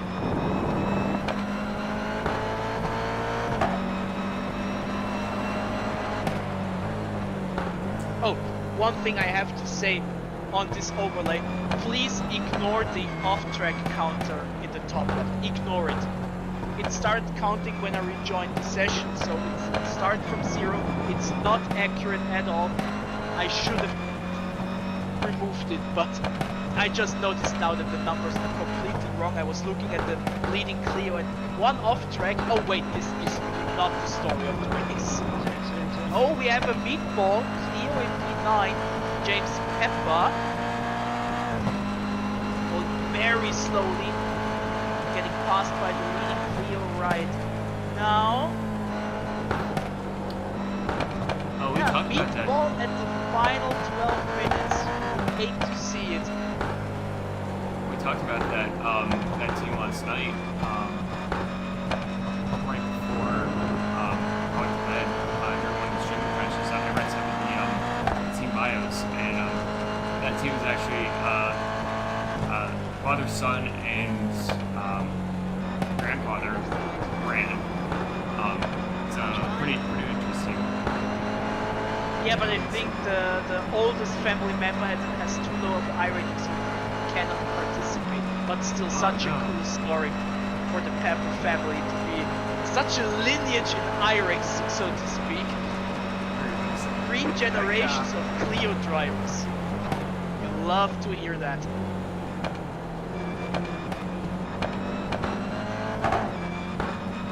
Race control updates, laps 7, 7, 8, turn 7, car 10, versus race line.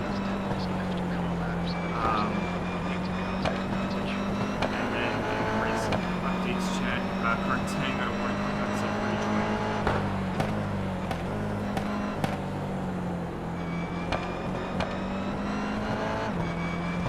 Good old unsafe rejoin. We hate to see them, and we see them all the time.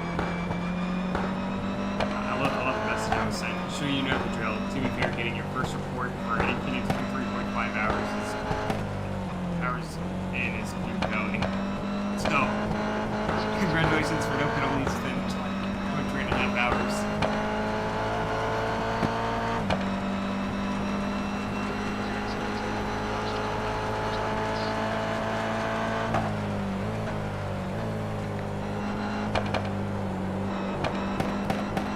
What do you use for a spotter? Sorry? What do you use for a spotter? Crew chief. I am team crew chief.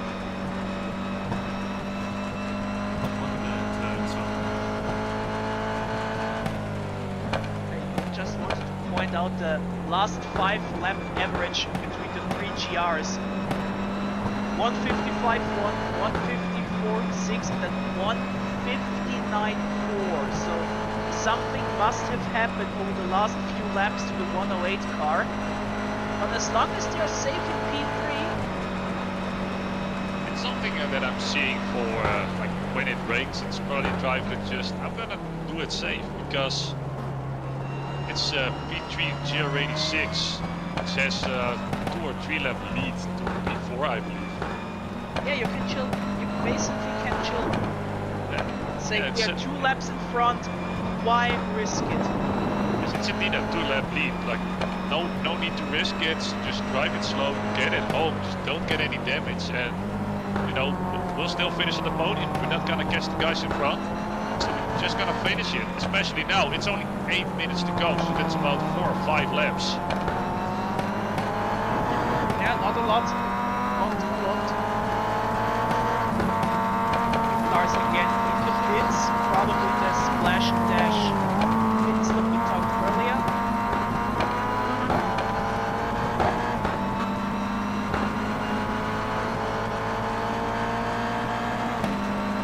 Also, the 9th, 10th car is an investigation for an incident against the 7th car. That must have been the meatball from the Camel Racing team.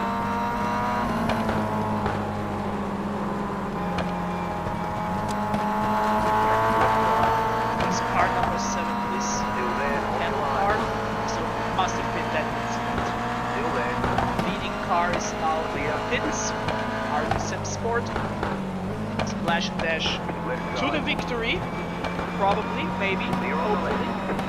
Decide what word you want to choose.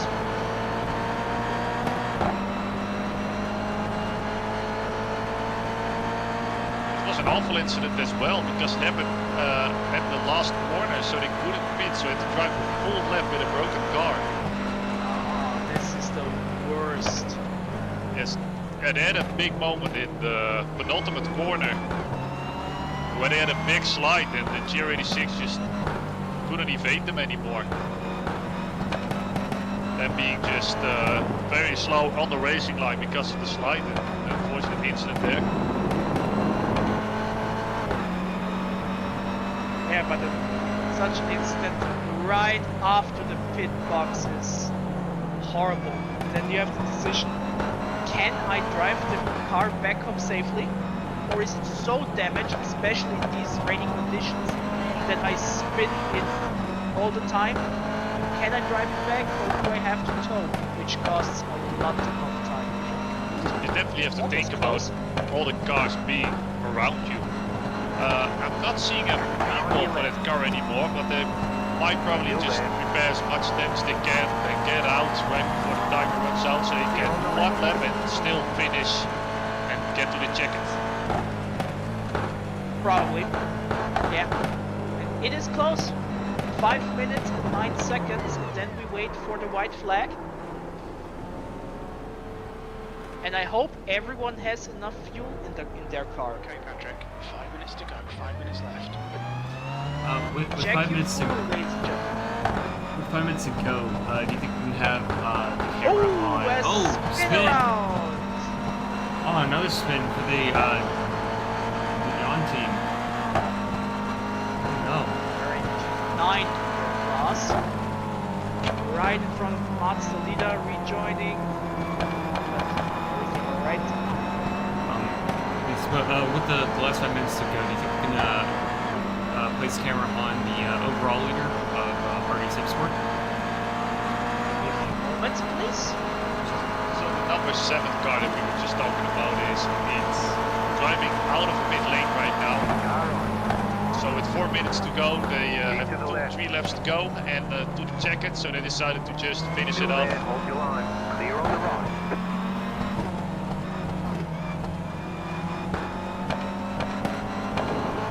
803 laps. I just want to point that out. 800 plus laps. Congratulations to everyone that has played their part in this.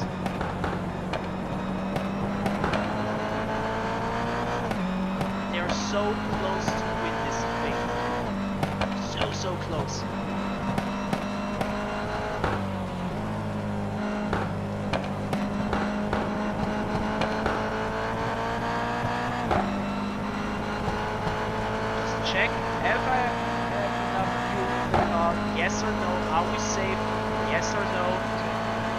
We have seen it in endurance races in the past that suddenly a car is running out of fuel on the final lap. It's heartbreak. So for the people that are actually watching this right now, and we were talking about it's 24 hours, that many laps. If you have to do this real life, it's gonna cost you thousands of euros. Right now, if you have a PC that can run iRacing and basically will have pedal set, you can run this event. Only the Clio is not base subscription content. G86, the MX-5 and the track are basic content, so you can join today. I put a link in the Discord, I put a Discord link in the YouTube chat as well if you guys want to join. And maybe we'll see you guys on track next year. We will be broadcasting about you guys. Oh, there's a wreck, the 7th car wrecked last corner onto the front straight. Keep to the right. Oh yeah, Clear on the just left. see that Left they're side. standing. That's Still there, James hold your Pepper. line. Clear I on mean, the yeah, left. they repaired the car, but is it fully repaired and drivable? We don't know. Sometimes you repair the car and you still feel that it is unstable or whatever it is. So just bring it home, James. Just bring it home. Well, didn't have anything to do with the car. They were driving slow in mid-corner, and they got assisted by the number 8 by Stefan Hurt. Car on your They left. turned them around and put them into the wall as well. They are definitely having a very rough last half hour here, being in the 2 wrecks within half an hour. This time, luckily, no meatball, so they're just gonna try and stay safe and finishing. Because we're getting into the last minute of the race right now. Yeah, we are looking at the race leader. I think he comes across the finish line one more time. Doesn't seem like we are on the white flag lap, so probably gonna be this time by. We're gonna get the white flag lap. Yeah. So going for the last lap. What an incredible run from RD6, by the way. I mean, if I remember correctly, they were going to take second, 2 laps down at one point in the race. Got to a 12-hour mark. Chasing Unicorns had their problems with the driver's support, and that cost them 2 laps, and ever since they just went further and further back. So being able to capitalize the problems that they had in the middle of the night and being able to come home with a win today is absolutely incredible.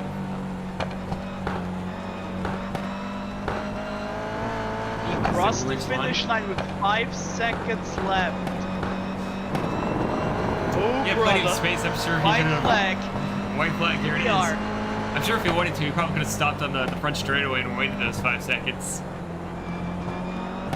Probably, but you want to finish in style. Indeed you do. Well, it uses an average on the last couple of laps if you're gonna make it around yes or no, so that probably made a massive difference.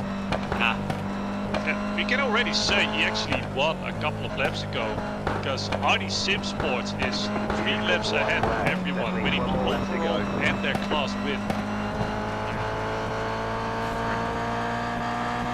Yeah, Leo put in it- P2 for a final splash and dash. Put in 1 more liter. oh no. We're talking Weren't able about to make RD it. Sim Sports being having such a great drive. Meanwhile, the RD Sim Sport 2 and RD Sim Sport 3 car, both in different classes, they actually had to DNF earlier on in the race already. Yeah. So it will definitely be a 24 hours with 2 completely different sides within the team. Oh, definitely. But they hit 1 out of the 3. But yeah, there's a Ooh, car stopped standing car. there.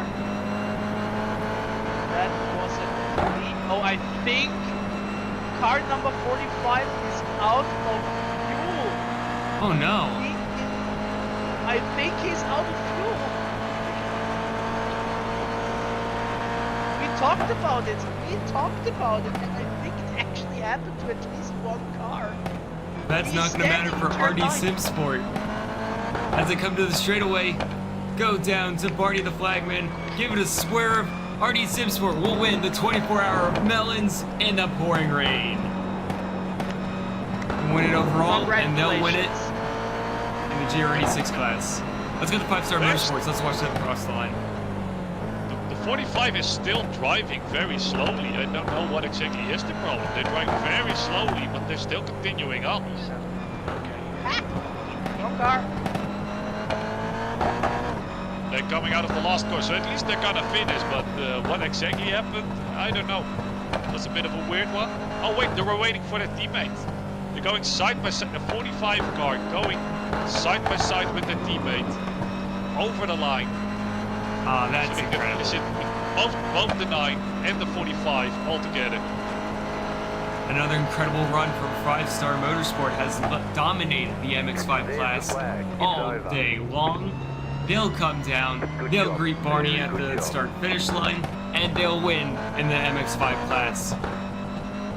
All 24 hours of class melons. winners have finished the race. Congratulations, RD Simsport, 5-Star Motorsport, and Team Hell. We missed Hell's chase to the finish, but a very dominant run in the Clios for Hell, leading since almost from the start. Qualified second, I think you said, and then just staying up front for the entire race. For those that don't know, Hell is an acronym for How Effing Long Lap. And to answer that, it's over. It's over. You have done it. Congratulations. You don't have to turn left anymore.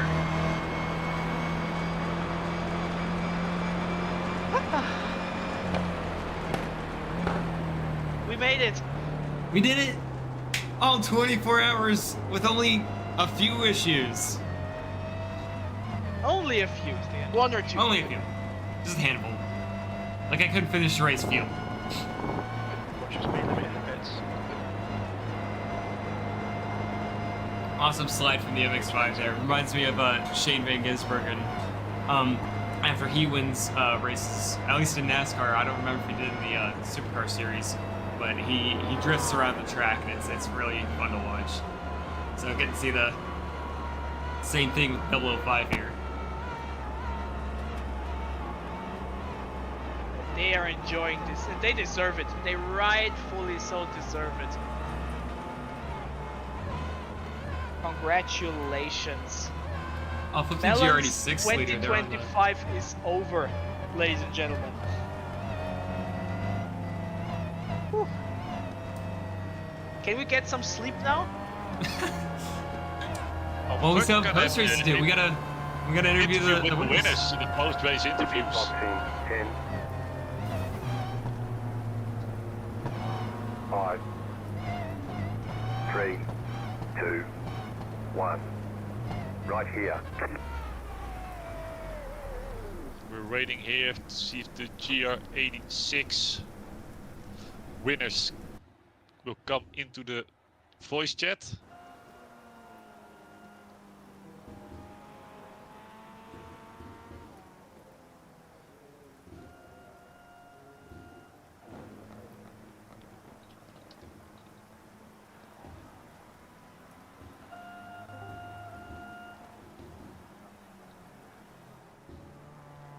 Hello. Let's see, Hello. there's Oh. Kyle Young, Peter can't. driver There's issues with Discord, sorry, but I am. driver of the #1 RD Simsports, winner of the 2025 overall NGR86 class Melons 24. So tell me, how was it out there with having the rain in the last 1.5 hours? It was a lot of fun actually. It's the first time. Normally, I drive things a bit faster, but you know, it's nice to try something a bit different. And generally, like the race was really good. Like everyone was pretty respectful, and I have to apologise to someone for giving them a punt earlier on and giving us a black flag. So apologies. I think it was a 169 car that I took out, but other than that, yeah, it was a really good race, really good fun. Yeah, unfortunately, we saw many incidents over the last 24 hours, but like you said, overall it was pretty respectful. Did you notice anything really extreme out there, or? I wouldn't say extreme. Some good racing. I think I had a good race with the 38 car at one point for P7, P8 when we were coming back through the pack. That was good fun. I think it was side by side. I think it was Alice for the side by side for half a lap. So yeah, good fun. Well, that's great to hear. We won't take your time much longer. I bet you guys wanna get some sleep and maybe some post-race celebrations. Yeah, thank you very much. Thanks to all the people that Congratulations. organised the race as well. It's my second one, so yeah, good fun. Thank you, everyone. Congratulations.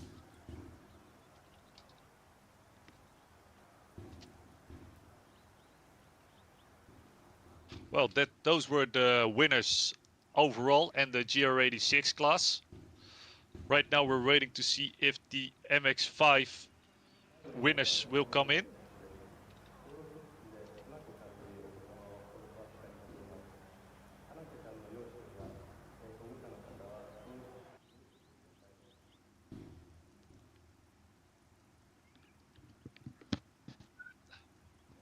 I leave this one to Patrick, this interview. Okay, thank you. Yeah, congratulations to your class. We're just checking the result page. 3 laps to the next car. Dominant performance. Congratulations. How Thank do you you, feel thank after you. this 24 hours? Really appreciate it. I'll hand over the interview to David since I'm on a kid's birthday party. I had to leave the race 1 hour earlier. So big congratulations to the rest of the team and to all the field who made it to the finish line. Mega performance that you did not give up, and thank you so much for organizing. I'll leave the word to David. Have a good one. Bye. Have a Where good is one. David? David, don't leave me hanging, man.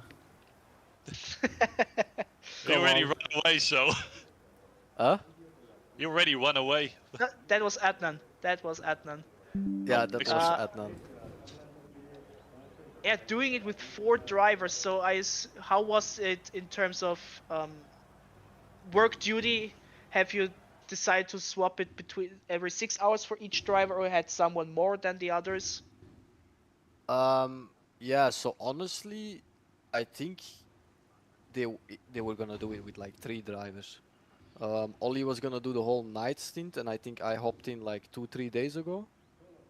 Okay. So Adnan and David, they did like until 12. They just do 2 stints each, and then they kept switching. And then me and Ollie took the night shift. We did it every hour because when you're sitting in your chair not doing anything for 2 hours in the night, the sleepness can kick in really hard. So we decided to like just do a stint each every hour. And then Adnan showed back up at 9, I think. He did another 2 stints. And then it was me and David until the end. So I think I am awake for 26 hours with a 2-hour nap.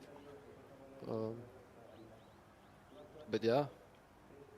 And especially the end, super sketchy because you're P1, but like one single mistake can cost a lot, and then it started raining.